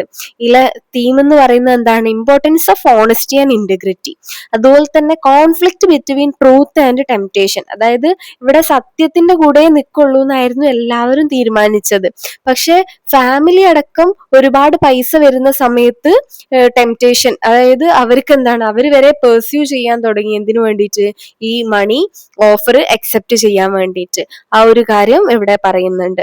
പിന്നെ അതുപോലെ തന്നെ honesty is always rewarded in the end. അതായത് സത്യസന്ധതയ്ക്ക് എപ്പോഴും അവസാനത്തിൽ റിവാർഡ് ഉണ്ട് എന്നാണ് പറയുന്നത്. ഇത്രയാണ് ഈ ഒരു ചാപ്റ്റർ. നമുക്ക് പെട്ടെന്ന് അടുത്ത ചാപ്റ്ററിലേക്ക് പോയാലോ? ഈ ത്രീ വീൽഡ് റെവല്യൂഷൻ എന്ന് പറഞ്ഞിട്ടുള്ള ഈ ഒരു ചാപ്റ്റർ ഇന്ത്യയിലെ തന്നെ റിക്ഷ തൊഴിലാളികളുടെ ജീവിതമൊക്കെ മാറ്റിമറിച്ചിട്ടുള്ള ഒരു യങ് എന്റർപ്രണർ, ഒരു യുവ സംരംഭകന്റെ ഒരു ഇൻസ്പയറിംഗ് ഇന്റർവ്യൂ ആണ്. ഈ ഒരു ആശയം അദ്ദേഹത്തിന് 17th വയസ്സിലാണ് ആരംഭിച്ചിട്ടുള്ളത്. അതായത് ഒരു റിക്ഷ യാത്രക്കിടെ ഡ്രൈവർമാർക്ക് കുടിവെള്ളം പോലുള്ള എന്താ പറയാ ബേസിക് ആവശ്യങ്ങൾ പോലും ലഭ്യമല്ല എന്ന് അദ്ദേഹം മനസ്സിലാക്കുകയാണ്. അങ്ങനെയാണ് ഈ റിക്ഷ തൊഴിലാളികൾ വഴി വെള്ളം വിൽക്കുന്ന, അതായത് ബോട്ടിൽ വെള്ളം വിൽക്കുന്ന ഒരു ചെറിയ ബിസിനസ് ആരംഭിക്കാൻ അദ്ദേഹത്തിന് ഇൻസ്പയർ ആയത്. ഇതിലൂടെ അദ്ദേഹത്തിന് എന്താണ് ചെറിയ ലാഭവും ലഭിച്ചിട്ടുണ്ടായിരുന്നു. അദ്ദേഹത്തിന് ചെറുപ്പം മുതൽക്കേ എന്താണ് ബിസിനസ്സിനോടുള്ള താല്പര്യമൊക്കെ ഉണ്ടായിരുന്നു, പ്രത്യേകിച്ച് 1992 ഓഹരി വിപണി തകർച്ചയ്ക്ക് ശേഷം. ഓക്കെ, കമ്പനികളെ കുറിച്ച് പഠിക്കുകയും നഷ്ടം വരുന്ന ആ ഒരു ആളുകളെ സഹായിക്കുകയും ഒക്കെ ചെയ്തിട്ടുണ്ട്. വെറും 13 വയസ്സിൽ തന്നെ ഒരു പോർട്ട്ഫോളിയോ സ്ഥാപനവും അദ്ദേഹം എന്ത് ചെയ്തിട്ടുണ്ട്, ആരംഭിച്ചിട്ടുണ്ട്. അദ്ദേഹത്തിന്റെ ആശയം കൂടുതൽ ശക്തമായത് ബിസിനസ് ബാസീഗർ എന്ന ടെലിവിഷൻ പരിപാടിയിൽ പങ്കെടുത്ത സമയത്താണ്. റിക്ഷ മേഖലയെ പരസ്യങ്ങളും ഉൽപ്പന്ന വിൽപ്പനയും വഴി ക്രമീകരിക്കാനുള്ള ആശയം അദ്ദേഹം അവതരിപ്പിച്ചു. അതായത് ഈ ഒരു എന്താ പറയുക പരസ്യങ്ങളും ഉൽപ്പന്നങ്ങളും ഒക്കെ എന്താണ് പ്രോഡക്ട്സ് ഒക്കെ വിൽക്കുകയൊക്കെ ചെയ്യുന്ന വഴി എന്താണ് കുറച്ചും കൂടി എന്ത് കിട്ടും, നമുക്ക് പ്രോഫിറ്റ് കിട്ടും. അവന് സീഡ് മണി കിട്ടിയെങ്കിലും ഡ്രൈവർമാരെ സഹായിക്കുന്നതിനായിട്ട് ലാഭമില്ലാതെ പ്രവർത്തിക്കുന്ന ഒരു മാതൃക പിന്തുടരാൻ അദ്ദേഹം തയ്യാറായില്ല. ഓക്കെ, 2007 കുടുംബാംഗങ്ങളുടെയും സുഹൃത്തുക്കളുടെയും ഒക്കെ പിന്തുണയോടെ അദ്ദേഹം സമ്മാൻ എന്ന ഒരു സംഘടന സ്ഥാപിച്ചു. റിക്ഷാ തൊഴിലാളികളെ പരിശീലിപ്പിക്കാനും ട്രെയിൻ ചെയ്യാനും അതുപോലെ യൂണിഫോം, ID കാർഡ്, ഇൻഷുറൻസ് എന്നിവ ഒക്കെ നൽകുകയും ചെയ്തിട്ടുണ്ട്. കൂടാതെ ഈ വാടകയ്ക്ക് റിക്ഷ ഉപയോഗിക്കുന്നതിന് പകരം സ്വന്തമായിട്ട് റിക്ഷ എന്താ പറയാ സ്വന്തമാക്കാൻ വേണ്ടിയിട്ട് ബാങ്കിൽ നിന്ന് ലോൺ ലഭിക്കാനും ഇത് സഹായിച്ചിട്ടുണ്ടായിരുന്നു. ഈ സമ്മാൻ റിക്ഷ തൊഴിലാളികളുടെ വരുമാനം 30 മുതൽ 40% വരെ വർദ്ധിപ്പിക്കുകയും ചെയ്തിട്ടുണ്ട്. ഈ പരസ്യങ്ങളും ചെറിയ ഉൽപ്പന്നങ്ങളുടെ വിൽപ്പനയും വഴി എന്താണ് വരുമാനവും കുറച്ച് കൂടുതൽ കിട്ടാൻ തുടങ്ങി. ഇതോടൊപ്പം അവരുടെ എന്താ പറയാ അവരുടെ ആ ഒരു അഭിമാനവും തിരിച്ചറിവും ഒക്കെ സാമൂഹിക അംഗീകാരവും എന്ത് ചെയ്തിട്ടുണ്ട്, വർദ്ധിച്ചിട്ടുണ്ടായിരുന്നു. അവരുടെ കുടുംബങ്ങൾക്ക് സൗജന്യ വിദ്യാഭ്യാസവും ലഭിച്ചിട്ടുണ്ട്. ഈ സംരംഭകന് സമൂഹത്തിലെ ഏറ്റവും താഴത്തെ വിഭാഗത്തെ ശക്തിപ്പെടുത്തേണ്ടതിന്റെ പ്രാധാന്യം വിശ്വസിക്കുന്നു. റിക്ഷകള് പരിസ്ഥിതി സൗഹൃദമാണെന്നും ഇന്നും അതിന്റെ പ്രസക്തി ഉണ്ടെന്നൊക്കെ അദ്ദേഹം പറയുന്നുണ്ട്. അദ്ദേഹം ഇത് കൺക്ലൂഡ് ചെയ്യുന്നത് എങ്ങനെയാന്ന് വെച്ചാല് വളർന്നു വരുന്ന സ്റ്റുഡൻസിനെ എൻകറേജ് ചെയ്യാണ്. എന്തിനു വേണ്ടിയിട്ട്, ഈ ഓണ്ടർപ്രണർഷിപ്പ് ചൂസ് ചെയ്യാൻ വേണ്ടിയിട്ട്, അതുപോലെ തന്നെ ഓപ്പർച്യൂണിറ്റീസ് കണ്ടെത്താനും അതുപോലെ ഈ റിസ്കുകൾ എടുക്കാനും ഒക്കെ എൻകറേജ് ചെയ്യാണ് അദ്ദേഹം ചെയ്യുന്നത്. ഈ ഒരു ചാപ്റ്റർ കാണിക്കുന്നത് എന്താണെന്ന് വെച്ചാൽ എങ്ങനെ ഒരു സിമ്പിൾ ഐഡിയ ഒരു മീനിങ് ഫുൾ ആയിട്ടുള്ള സോഷ്യലി എക്കണോമിക്കും ഒക്കെ എല്ലാ തരത്തിലും എന്താണ് ഒരു ചേഞ്ചസ് കൊണ്ടുവരുന്നുണ്ട് എന്നാണ്. അപ്പോൾ ഈ ഒരു ചാപ്റ്റർ സിമ്പിൾ ചാപ്റ്റർ ആണ്. ഈ ഒരു സമ്മറി വെച്ചിട്ട് നമുക്ക് എല്ലാ ക്വസ്റ്റ്യൻ ആൻസറും ചെയ്യാൻ പറ്റും. അപ്പൊ നമുക്ക് പെട്ടെന്ന് തന്നെ അടുത്ത ചാപ്റ്ററിലേക്ക് പോവാം. ഷഹീൻ മിസ്ട്രിയുടെ ദീദി എന്ന് പറഞ്ഞിട്ടുള്ള ഈ ഒരു ചാപ്റ്റർ ഒരു ഇൻസ്പയറിംഗ് ഓട്ടോബയോഗ്രഫി ആണ്. ഓക്കെ, ഈ ഒരു സാമൂഹികമായിട്ട് സോഷ്യലി ബാക്ക്വേർഡ് ആയിട്ട് നിൽക്കുന്ന കുട്ടികൾക്കായിട്ട് പ്രവർത്തിച്ച ഒരു യുവതി, അതാണ് നമ്മളെ ഓദർ. അവരുടെ ജീവിത ലക്ഷ്യം കണ്ടെത്തിയിട്ടുള്ള, അതായത് ലൈഫിന്റെ പർപ്പസ് കണ്ടെത്തിയിട്ടുള്ള ഒരു സ്റ്റോറിയാണിത്. അതായത് സ്റ്റോറി മീൻസ് അവരുടെ ലൈഫിൽ നടന്ന കാര്യമാണ് കേട്ടോ. ജകാർത്തയിൽ വളർന്നിട്ടുള്ള ഷഹീന് ഒരു സൗകര്യപ്രദമായിട്ടുള്ള ജീവിതമൊക്കെയാണ് നയിച്ചുകൊണ്ടിരിക്കുന്നത്. എന്നാൽ ഒരു ഓർഫനേജ് സന്ദർശിച്ചതാണ് അവരുടെ ലൈഫിൽ തന്നെ ഒരു വലിയ എന്താ പറയുക ഒരു ചേഞ്ച് വരുത്തിയിട്ടുള്ളത്. അതായത് കുട്ടികളുടെ വ്യത്യസ്തമായിട്ടുള്ള ജീവിത സാഹചര്യങ്ങൾ കണ്ടപ്പോൾ തന്റെ ജീവിതത്തിന്റെ എന്താണ് ലക്ഷ്യം എന്താണെന്ന് അവര് ചിന്തിക്കാൻ തുടങ്ങി. അതായത് ഞാൻ എന്തിനു വേണ്ടിയിട്ടാ ജീവിക്കുന്നത്, എന്താണ് ഇതിന്റെ എയിം, എന്താണ് ഇതിന്റെ പർപ്പസ് എന്ന് ചിന്തിക്കാൻ തുടങ്ങി.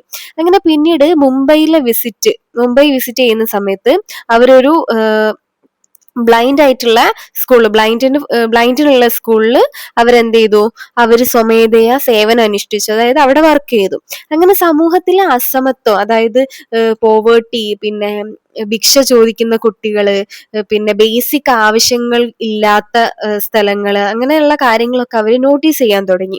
അങ്ങനെ 1989 ഒരു ട്രാഫിക് സിഗ്നലില് ഇങ്ങനെ ഭിക്ഷ ചോദിക്കുന്ന, അതായത് ഇങ്ങനെ ബെഗ് ചെയ്യൂലേ, അങ്ങനെ ഭിക്ഷ ചോദിക്കുന്ന 3 കുട്ടികളെ കണ്ട്.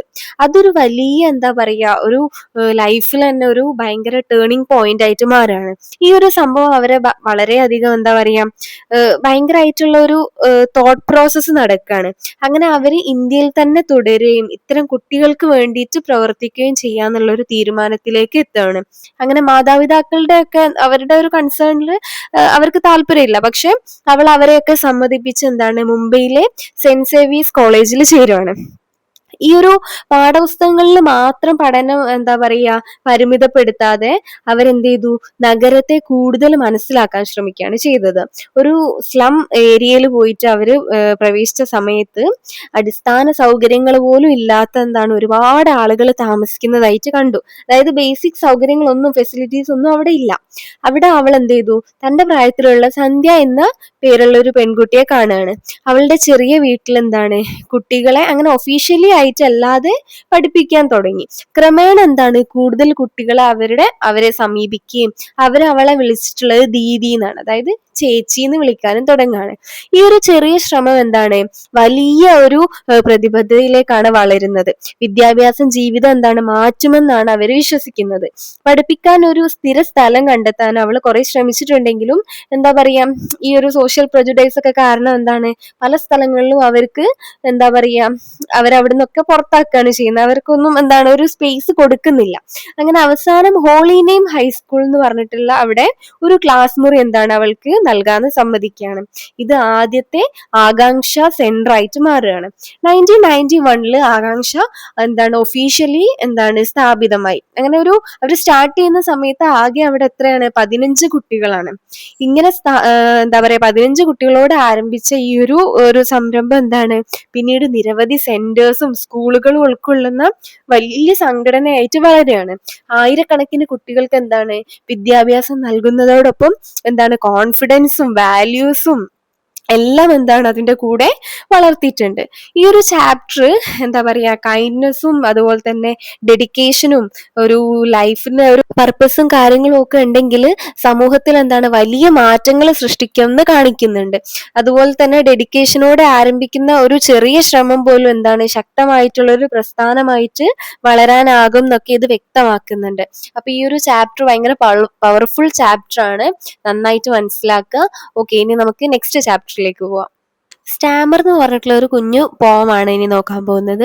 ഇതിലെ സ്റ്റാൻസ 1 പോയിട്ട് പറയാണ്, സ്റ്റാമർ എന്ന് പറഞ്ഞാല് എന്താ പറയാ ഒരു വീക്ക്നെസ്സോ അല്ലെങ്കിൽ ഒരു ഡിസബിലിറ്റിയോ അല്ല, മറിച്ച് ഒരു എന്താ പറയാ വ്യത്യസ്തമായിട്ടുള്ള ഒരു സംസാര ശൈലിയാണെന്നാണ് അദ്ദേഹം പറയുന്നത്.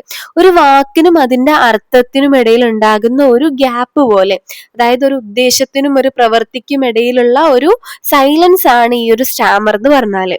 പിന്നെ അതുപോലെ തന്നെ സെക്കൻഡ് സ്റ്റാൻസയിൽ കവി പറയുന്നത്, കവി ചില എന്താ പറയാ ഡീപ്പായിട്ടുള്ള ക്വസ്റ്റ്യൻസ് ആണ് ചോദിക്കുന്നത്. അതായത് ഭാഷകൾക്ക് മുമ്പേ സ്റ്റാമർ ഉണ്ടായിരുന്നോ അതോ പിന്നീട് വന്നതാണോ, അതോ ഇത് ഭാഷയുടെ ഒരു വാരിയേഷൻ ആണോ അല്ലെങ്കിൽ ഇതൊരു സ്വന്തം ഭാഷയോ എന്നാണ് ചോദിക്കുന്നത്. ഈ ചോദ്യങ്ങൾ അത്രയും എന്താണ് കോംപ്ലക്സ് ആണ്. കാരണം ഈവൻ വിദഗ്ധരായിട്ടുള്ള എക്സ്പേർട്സിന് വരെ ഇതിന്റെ ആൻസർ എന്താണ് വ്യക്തമായിട്ട് അറിയില്ല എന്നുള്ളതാണ്. ഓക്കെ, സ്റ്റാൻസ 3 ഒരു വ്യക്തിക്ക് സ്റ്റാമർ വരുന്ന സമയത്തൊക്കെ അതൊരു എന്താ പറയാ സാക്രഡ്, ഒരു വിശുദ്ധ കർമ്മമായിട്ടാണ് കവി ചിത്രീകരിക്കുന്നത്. അതായത് അർത്ഥങ്ങളുടെ ദൈവത്തോട്, ഗോഡ് ഓഫ് മീനിങ്, അദ്ദേഹത്തോട് നടത്തുന്ന ഒരു യാഗം പോലെ അത് കാണപ്പെടുന്നു. ഇതിലൂടെ എന്താണ് സംസാരത്തിനുള്ള ആ ഒരു ആഴം, ഡീപ്പും അതിന്റെ ഒരു പ്രാധാന്യവും ഒക്കെയാണ് വ്യക്തമാക്കുന്നത്. ഓക്കെ, സ്റ്റാൻസ 4 ഒരു സമൂഹം മുഴുവൻ ആശയങ്ങൾ വ്യക്തമായി പ്രകടിപ്പിക്കാൻ കഴിയാതെ ഇങ്ങനെ സ്റ്റാമർ ചെയ്യുന്ന സമയത്ത് അത് അവരുടെ പൊതുവായ ഒരു ഭാഷയായിട്ട് മാറുന്നു. അതായത് ഒരാളല്ല, ഒരുപാട് ആളുകളുള്ള സമയത്താണ് പറയുന്നത്. ഇത് സമൂഹത്തിന്റെ അവസ്ഥയെ പ്രതിഫലിപ്പിക്കുക ചെയ്യുന്നത്, റിഫ്ലക്ട് ചെയ്യാണ് ചെയ്യുന്നത്. 5th സ്റ്റാൻസയില് പോയിട്ട് ഇമാജിൻ ചെയ്യാണ് ദാറ്റ് ഈവൻ ഗോഡ് വരെ ചിലപ്പോൾ സ്റ്റാമേർഡ് ആയിട്ടുണ്ടാവാം, അതായത് വിക്ക് വന്നിട്ടുണ്ടാവാം വൈൽ ക്രിയേറ്റിംഗ് ഹ്യൂമൻസിനെ ഉണ്ടാക്കുന്ന സമയത്ത്. ഇത് എക്സ്പ്ലെയിൻ ചെയ്യുന്നത് എന്തുകൊണ്ടാണ് ഹ്യൂമൻ ലാംഗ്വേജിന് എന്താണ് ഫുൾ ഓഫ് കൺഫ്യൂഷൻ ഉണ്ടാവുന്നത്, അതുപോലെ മൾട്ടിപ്പിൾ മീനിങ്സ്, അതായത് ഒരു വേർഡിന് ഇപ്പോൾ ഒരു മീനിങ് ആണോ ഉണ്ടാവുക, അല്ല, മൾട്ടിപ്പിൾ മീനിങ്സ് ആണ് അല്ലെ. അതുപോലെ തന്നെ ക്ലാരിറ്റി ഇല്ലായ്മയൊക്കെ ഇതുകൊണ്ടാണെന്നാണ് പറയുന്നത്. Even prayers and commands are not perfect and sound like poetry full of pauses and uncertainty. അതായത് ഈവൻ പ്രേയേഴ്സിലും അതുപോലെ തന്നെ കമാൻഡ്സിലും എന്താണ് അതുപോലും പെർഫെക്റ്റ് അല്ല. അതും എന്താണ് ഒരു കവിത പോലെ എന്താ പറയാ ഒരു പ്രോപ്പർ ഗ്യാപ്പുകളോടും അതുപോലെ തന്നെ അനിശ്ചിതത്തോടും കൂടിയിട്ടുള്ളതാണെന്നൊക്കെയാണ് പറയുന്നത്. ഓക്കെ, ഇത്രയാണ് ഈ ഒരു ചാപ്റ്റർ വരുന്നത്. ഇതിലെ മെയിൻ തീം എന്ന് പറയുന്നത് എന്താണ്? സ്റ്റാമറിംഗ് എന്ന് പറയുന്നത് ഒരു ഡിഫക്റ്റ് അല്ല, പക്ഷെ അതൊരു നാച്ചുറൽ ഫോം ഓഫ് എക്സ്പ്രഷൻ ആണ്. അതുപോലെ തന്നെ ലാംഗ്വേജ് എന്ന് പറയുന്നത് ഒരു ഇംപെർഫെക്റ്റ് ആണ്. അതുപോലെ തന്നെ ഇടയ്ക്ക് അതെന്താണ്, അതിന്റെ മീനിങ് കൺവേ ചെയ്യാനും ഫെയിൽ ആവും, ബുദ്ധിമുട്ടാണെന്നാണ് പറയുന്നത്. പിന്നെ അതുപോലെ സൈലൻസ് ആൻഡ് പോസ് എന്ന് പറയുന്നത് മീനിങ് ഫുൾ ഇൻ കമ്മ്യൂണിക്കേഷൻ. ഇത്രയാണ് ഇതിലെ മെയിൻ തീം എന്ന് പറയുന്നത്. ഇതിലെ പോയറ്റിക് ഡിവൈസസ് എന്ന് പറഞ്ഞാൽ ഒന്ന് മെറ്റഫർ ആണ്. അതായത് Starmer is the silence between word and meaning എന്ന് പറയുന്നുണ്ട്. അതായത് സ്റ്റാമറിങ്ങിന് എന്താണ് മീനിങ് ഫുൾ പോസ് എന്ന് പറയുന്നുണ്ട്. അതൊരു കമ്പയർ ചെയ്യാണല്ലേ, അതുകൊണ്ട് അതവിടെ ഒരു മെറ്റഫർ ഉണ്ട്. പിന്നെ അതുപോലെ റെട്ടോറിക്കൽ ക്വസ്റ്റ്യൻസ് ഉണ്ട്. ഡിഡ് സ്റ്റാമർ പ്രൊസീഡ് ലാംഗ്വേജ് എന്ന് പറയുന്നുണ്ട്. പിന്നെ അതുപോലെ പേഴ്സോണിഫിക്കേഷൻ ഉണ്ട്. ഗോഡ് മസ്റ്റ് ഹാവ് സ്റ്റാമേർഡ് എന്ന് പറയുന്നത്, അതായത് ഹ്യൂമൻ ക്വാളിറ്റി ഗോഡിന് കൊടുക്കുന്നതാണ്. പിന്നെ റിപ്പീറ്റേഷൻ വരുന്നത് സ്റ്റാമർ ആണ്, അത് നിങ്ങൾക്ക് അത്ര ആവശ്യമില്ല എക്സാമിന്. പിന്നെ വരുന്നത് ഇമേജറി ആണ്. അതെന്ന് പറഞ്ഞാൽ എന്താ പറയാ, create the picture of pauses, silence, broken speech, ഇത്രയൊക്കെയാണ് വരുന്നത്. ഓക്കെ, നമുക്ക് നെക്സ്റ്റ് ചാപ്റ്ററിലേക്ക് പോവാം. When a sapling is planted. Wangari മതായിയുടെ ഒരു ഇൻസ്പയറിംഗ് സ്പീച്ചാണ് ഈ ഒരു ചാപ്റ്റർ. പിന്നെ അതുപോലെ നൊബേൽ പീസ് അവാർഡ് സ്വീകരിക്കുന്ന സമയത്ത് അവർ നടത്തുന്ന ഒരു പ്രസംഗമാണ് നമുക്ക് പഠിക്കാനുള്ളത്. അവർ ഈ സ്പീച്ച് ഡെഡിക്കേറ്റ് ചെയ്യുന്നത് കെനിയയിലെ ജനങ്ങൾക്കും ആഫ്രിക്കയ്ക്കും ഒക്കെയാണ്. പ്രത്യേകിച്ച് എസ്പെഷ്യലി അവിടുത്തെ സ്ത്രീകൾക്കും പെൺകുട്ടികൾക്കും ഈ ഒരു പുരസ്കാരം അവൾ ഡെഡിക്കേറ്റ് ചെയ്യുന്നുണ്ട്. അവരുദ്ദേശിക്കുന്നത് എന്താന്ന് വെച്ചാൽ ഈ സ്ത്രീകളും ഈ പെൺകുട്ടികളും ഒക്കെ ഈ നേതൃത്വം, ലീഡർഷിപ്പ് റോളുകളിലേക്കൊക്കെ ഏറ്റെടുക്കണം എന്നൊക്കെ അവള് പ്രോത്സാഹിപ്പിക്കുന്നുണ്ട്. ഓക്കെ, ഈ എന്താ പറയാ, ഗ്രാമീണ കെനിയയിലെ ബാല്യകാല അനുഭവങ്ങളാണ് അവൾക്ക് ഈ ഒരു കാര്യത്തിനൊക്കെ പ്രചോദനമായിട്ടുള്ളത്. അതായത് അവിടെ കാടുകളൊക്കെ നശിപ്പിച്ച് ഈ കൊമേഴ്ഷ്യൽ ഫാമിന് വേണ്ടി, വാണിജ്യ കൃഷിക്കായിട്ട് മാറ്റുന്നതൊക്കെ അവൾ കണ്ടിട്ടുണ്ട്. അതുമൂലം തന്നെ അവിടുത്തെ ഡൈവേഴ്സിറ്റി, ജൈവ വൈവിധ്യം എന്താണ് നഷ്ടപ്പെടുകയും അതുപോലെ തന്നെ ജലക്ഷാമവും പരിസ്ഥിതി നാശവും അങ്ങനെ പല പ്രശ്നങ്ങളും ഉണ്ടാവുകയും ചെയ്തിട്ടുണ്ട്. 1977 ഈ ഗ്രാമീണ സ്ത്രീകളൊക്കെ നേരിടുന്ന പ്രശ്നങ്ങൾ പരിഹരിക്കാൻ വേണ്ടിയിട്ട്, അത് സോൾവ് ചെയ്യാൻ വേണ്ടിയിട്ട് അവര് ഗ്രീൻ ബെൽറ്റ് മൂവ്മെന്റ് കൊണ്ടുവന്നു. ഓക്കെ, ഇവർക്ക് ഫയർവുഡ്, ശുദ്ധജലം, ഭക്ഷണം, വരുമാനം ഇങ്ങനത്തെ ഒന്നും കിട്ടാതായി വന്ന്. അപ്പൊ കുടുംബത്തിന്റെ പ്രധാന എന്താ പറയാ കെയർ ടേക്കർ എന്ന് പറയുന്നത് മദേഴ്സ്, വുമൺ ആണ് അല്ലെ. അപ്പൊ ഈ പരിസ്ഥിതി നാശത്തിന്റെ ഈ ഒരു ദോഷമൊക്കെ ആദ്യം അനുഭവിച്ചു വന്നത് സ്ത്രീകൾ തന്നെയായിരുന്നു. ഇതിനൊരു ലളിതമായിട്ടുള്ള ഒരു പരിഹാരമായിട്ട് അവരെന്ത് ചെയ്തു, മരങ്ങൾ നട്ടുപിടിപ്പിക്കാൻ ആരംഭിച്ചു. ഓക്കെ, സ്റ്റാർട്ടിങ് ആയിട്ട് ഈ തൈകളൊക്കെ നട്ടുപിടിപ്പിക്കാൻ തുടങ്ങി. ഇത് ഇന്ധനം, ഭക്ഷണം, പിന്നെ അതുപോലെ വരുമാനം, തൊഴിൽ എന്നിവയൊക്കെ നൽകാൻ സഹായിച്ചിട്ടുണ്ട്. പിന്നീട് ലക്ഷക്കണക്കിന് മരങ്ങൾ നട്ടുപിടിപ്പിക്കുകയും അതുപോലെ തന്നെ ജലത്തിന്റെയും മണ്ണിന്റെയും ജലസ്രോതസ്സുകളുടെയും ഒക്കെ ഗുണമേന്മ മെച്ചപ്പെടുകയും അതുകൊണ്ട് തന്നെ ആളുകളുടെ ജീവിതം കുറച്ചും കൂടി ഇംപ്രൂവ് ആവുകയും ചെയ്തിട്ടുണ്ട്. ക്രമേണ എന്താണ്, പരിസ്ഥിതി നാശം ഈ ഒരു ദാരിദ്ര്യത്തിനും സംഘർഷത്തിനും ഇനീക്വാളിറ്റിക്കും ഒക്കെ കാരണമാകുന്നതെന്ന് ആൾക്കാർ തിരിച്ചറിയാണ്. അതായത് ഈ ഒരു പ്രസ്ഥാനം ആദ്യം മരങ്ങൾ നട്ടുപിടിപ്പിക്കുന്നതിലാണ് ശ്രദ്ധ കേന്ദ്രീകരിച്ചത്. പിന്നീട് അങ്ങോട്ട് എന്താണ്, ജനാധിപത്യം, നീതി, മനുഷ്യാവകാശങ്ങൾ ഇതിനെക്കുറിച്ചൊക്കെ ആളുകൾക്ക് അവയർനെസ് കൊടുക്കുന്നതിലേക്കും വ്യാപിച്ചു. ആദ്യം മരങ്ങൾ നട്ടുപിടിപ്പിക്കുക മാത്രമാണ് ചെയ്തത്. പിന്നീട് അവർ മനസ്സിലാക്കുകയാണ് ഈ ഒരു പരിസ്ഥിതി നാശം എന്താ പറയുക പോവേർട്ടിക്കും അതുപോലെ തന്നെ സംഘർഷത്തിനും അങ്ങനെ ഇനീക്വാളിറ്റിക്കും ഒക്കെ കാരണമാവുന്നുണ്ട്. അതുകൊണ്ട് തന്നെ അവരെന്ത് ചെയ്യാണ്, ഈ ജനാധിപത്യത്തെ പറ്റി, മനുഷ്യാവകാശങ്ങളെ പറ്റിയിട്ടുമൊക്കെ ബോധവൽക്കരണത്തിലേക്കും എന്താണ് വ്യാപിക്കുകയാണ് ചെയ്തിട്ടുള്ളത്. മരം സമാധാനത്തിന്റെയും അതുപോലെ തന്നെ യൂണിറ്റിയുടെയും അതുപോലെ അഴിമതിക്കെതിരായിട്ട് പ്രതിരോധത്തിന്റെയും ഒക്കെ പ്രതീകമായിട്ട് മാറുകയാണ് ചെയ്തത്. പിന്നെ ഇവര് എന്താ പറയാ സ്ട്രെസ് ചെയ്ത് പറയുന്ന ഒരു കാര്യം, വികസനമില്ലാതെ അതായത് ഡെവലപ്മെന്റ് ഇല്ലാതെ നമുക്ക് സമാധാനം ഉണ്ടാവില്ല, പരിസ്ഥിതി സംരക്ഷണം ഇല്ലാതെ എന്താ പറയാ വികസനം, ഡെവലപ്മെന്റും ഉണ്ടാവില്ല എന്നുള്ളതാണ്. ഭൂമിയെ എന്താണ് സുഖപ്പെടുത്താനും സ്ഥിരതയുള്ള ഭാവി സൃഷ്ടിക്കാനും ഒക്കെ മനുഷ്യരുടെ ചിന്തയിൽ എന്താണ് ഒരുപാട് ചേഞ്ചസ് വരണമെന്നും അവര് ആവശ്യപ്പെടുന്നുണ്ട്. പിന്നെ അതുപോലെ ലോക നേതാക്കളോട് എന്താ പറയുന്നത്, നീതിയുള്ള സമൂഹങ്ങൾ നിർമ്മിക്കാനും യുവാക്കളോട് അവർ അവരുടെ എനർജിയും പിന്നെ അതുപോലെ തന്നെ ക്രിയേറ്റിവിറ്റിയും എല്ലാം ഒരു പോസിറ്റീവ് ചേഞ്ച് കൊണ്ടുവരാൻ വേണ്ടിയിട്ട് ഉപയോഗിക്കണം എന്ന് പറയുകയാണ്. ഈ സ്പീച്ചിന്റെ എൻഡിലേക്ക് അവരുടെ എന്താ പറയാ അവരുടെ ചൈൽഡ്ഹുഡിലെ മെമ്മറീസ് ഒക്കെ ഓർത്തെടുക്കുകയാണ്. അവർ പറയുന്നത് എന്താന്ന് വെച്ചാൽ ആ ഒരു മെമ്മറീസ് എല്ലാം ഇപ്പം ഡിസപ്പിയർഡ് ആയിട്ടുണ്ട്, കാരണം എൻവിയോൺമെന്റൽ ഡാമേജ് കൊണ്ട്.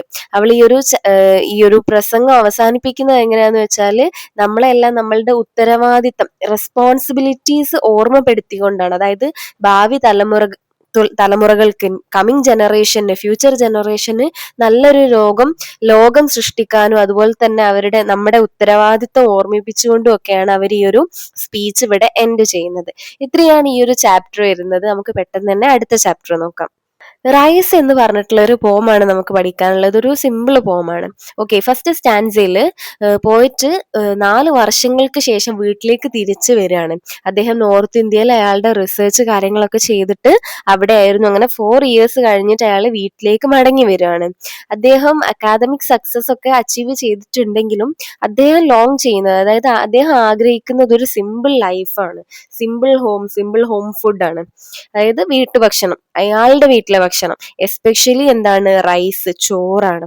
അപ്പൊ അയാൾ ഇങ്ങനെ ഇമാജിൻ ചെയ്യാണ്, അയാൾ വരുന്ന സമയത്ത് വീട്ടുകാരെല്ലാവരും കൂടെ ഒരു വാം വെൽക്കം തരും. പിന്നെ അതുപോലെ അദ്ദേഹത്തിന്റെ അച്ഛന് ഈ ഒരു പാഡി ഫീൽഡിൽ കർഷകനാണ്. ഓക്കെ, പാഡി ഫീൽഡിൽ വർക്ക് ചെയ്യായിരിക്കും. അവന്റെ ബ്രദർ അവരെ ഈ ഒരു പ്ലാന്റിങ്ങിന് വേണ്ടിയിട്ട് ഹെൽപ്പ് ചെയ്യായിരിക്കും. അതുപോലെ അമ്മ എന്തായിരിക്കും, പ്രിപ്പയറിങ് റൈസ്, അതായത് ചോറുണ്ടാക്കിയായിരിക്കും. ഇതൊക്കെ ഇയാൾ ഇങ്ങനെ ഇമാജിൻ ചെയ്യാണ്. അയാളുടെ ഹാർട്ട് എന്താ പറയാ, അയാളുടെ മനസ്സ് ഫുൾ ഈ ഒരു നൊസ്റ്റാൾജിക് കാര്യങ്ങളെല്ലാം, മെമ്മറീസ് എല്ലാം ഇങ്ങനെ വരുന്നുണ്ട്. അതുപോലെ തന്നെ വീട്ടിലേക്ക് മടങ്ങാൻ, അയാളുടെ ആ ഒരു റൂട്ടിലേക്ക്, നമ്മൾ പറയില്ലേ നമ്മളെ വേരുള്ളത് നമ്മളെ വീട്ടിലാണെന്ന്, അതുപോലെ അയാളുടെ ആ റൂട്ടിലേക്ക് മടങ്ങാനുള്ള അയാളുടെ ആ ഒരു ഭയങ്കരമായിട്ടുള്ള എക്സൈറ്റ്മെന്റ് ആണ് ഈ ഒരു ഫസ്റ്റ് സ്റ്റാൻസിൽ കാണിക്കുന്നത്. ഓക്കെ, സെക്കൻഡ് സ്റ്റാൻസിൽ കാണിക്കുന്നത് when he finally reaches home everything has changed. അവൻ ഫൈനലി വീട്ടിലെത്തുന്ന സമയത്ത് എല്ലാ കാര്യങ്ങളും മാറിയിട്ടുണ്ടാവും. പാഡി ഫീൽഡ് ഒക്കെ എന്തായിട്ടുണ്ട്, പോയിട്ടുണ്ട്. അത് റീപ്ലേസ് ചെയ്തിട്ടുണ്ട് cash crops like rubber and അരിക്കറട്ട്. അതായത് അതുവരെ അവര് ഭക്ഷണത്തിന് വേണ്ടിയുള്ള ഫുഡ് ആയിരുന്നു ഉണ്ടാക്കിയിരുന്നത്, പാഡി ഫീൽഡ്. അതൊക്കെ റീപ്ലേസ് ചെയ്ത് എന്തുകൊണ്ടാണ്, ഈ പൈസ കിട്ടുന്ന ക്രോപ്സ് ലൈക്ക് റബ്ബർ, അതുപോലെ തന്നെ അടക്ക കാര്യങ്ങളൊക്കെ ആയിട്ട് മാറിയിട്ടുണ്ട്. ഇപ്പൊ അവിടെ എന്താണ്, there is no farming activity, അങ്ങനെ ഒരു സംഭവമേ അവിടെ ഇല്ല. അതുപോലെ തന്നെ പഴയ ആ കാഴ്ചകളും പഴയ ശബ്ദങ്ങളും ഒന്നുമല്ല അവിടെ ഉള്ളത്. അയാളുടെ അച്ഛന് പ്രൗഡായിട്ട് പറയുന്നുണ്ട്, നമ്മള് ഇപ്പൊ റൈസ് ഫാമിംഗ് ഒക്കെ നിർത്തി, അതുകൊണ്ട് തന്നെ പ്രോഫിറ്റ് ഉള്ള ലാഭം കിട്ടുന്ന സാധനത്തിലേക്ക് മാറ്റി എന്ന് പറയുന്നുണ്ട്. അതായത് അവര് ഫുഡല്ല ഇപ്പൊ ഉണ്ടാക്കുന്നത്, അവർക്ക് എന്താണ്, പൈസ കിട്ടുന്ന ക്രോപ്സ് ആണ് ഉണ്ടാക്കുന്നത്, അത് വിറ്റാൽ നല്ല ലാഭം കിട്ടും. ഓക്കെ, പിന്നെ അതുപോലെ തന്നെ ഫാമിലി ഇപ്പൊ ഡിപ്പെൻഡ് ചെയ്യുന്നത് എന്താണ്, റേഷൻ ഫുഡിനെയാണ് ഡിപ്പെൻഡ് ചെയ്യുന്നത്. ആദ്യം അവർക്ക് വേണ്ടത് സ്വന്തം ഉണ്ടാക്കുന്നതിന് പകരം ഇപ്പൊ എന്താണ്, റേഷനറിയാണ് അവര് ഫോളോ ചെയ്തു വരുന്നത്. അതുപോലെ തന്നെ പോയിറ്റിന്റെ ഒരു ഡ്രീം ആയിരുന്നു ഈ ഒരു ട്രഡീഷണൽ റൈസ് കഴിക്കണം, അതായത് വീട്ടിലേക്ക് വന്നിട്ട് പണ്ടുള്ള അമ്മ ഉണ്ടാക്കുന്ന ആ അരി വെച്ചിട്ടുള്ള ഭക്ഷണം കഴിക്കണം എന്നുള്ളതൊക്കെ. അതൊക്കെ ഇപ്പൊ എന്തായി, ഡിസപ്പിയർഡ് ആയി, അതായത് ഷാറ്റേർഡ്. അതൊക്കെ എന്താണ്, ഇങ്ങനെ മാഞ്ഞു പോവാണ് ചെയ്തത്. അവിടെയൊക്കെ എന്താ വന്നിട്ടുള്ളത്, അവിടെ ഇപ്പൊ പുതിയ കൾച്ചറാണ് വന്നത്.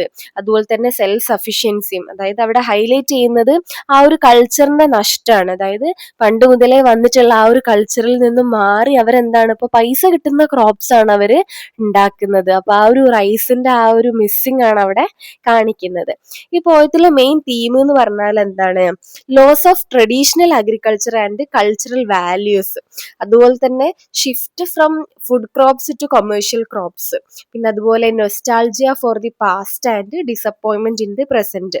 അതായത് ഈ പാസ്റ്റിലേക്ക് പോകാനുള്ള നമുക്ക് ആ ഒരു നൊസ്റ്റാൾജിക് മെമ്മറി ഉണ്ട്, പക്ഷെ പ്രസന്റിൽ എന്താണ്, നമുക്ക് ഡിസപ്പോയിൻമെന്റ് ആണ് പോയിറ്റിന് കിട്ടുന്നത്. ഓക്കെ, ഇതിലെ പോയിറ്റിക് ഡിവൈസസ് എന്ന് പറയുന്നത് ഒന്ന് ഇമേജറി ആണ്. ഇതിലെന്താണ്, പാഡി ഫീൽഡിന്റെ ഒക്കെ വിവിഡ് പിക്ചേഴ്സ് പറയുന്നുണ്ട്, അതുപോലെ ഫാമിലി, റൂറൽ ലൈഫ് കാര്യങ്ങളൊക്കെ പറയുന്നുണ്ട്. പിന്നെ സിംബോളിസം വരുന്നത്, റൈസ് എന്ന് പറയുന്നത് ട്രഡീഷൻ, കൾച്ചർ ഒക്കെയാണ് ഇതിൽ സിംബലൈസ് ചെയ്യുന്നത്.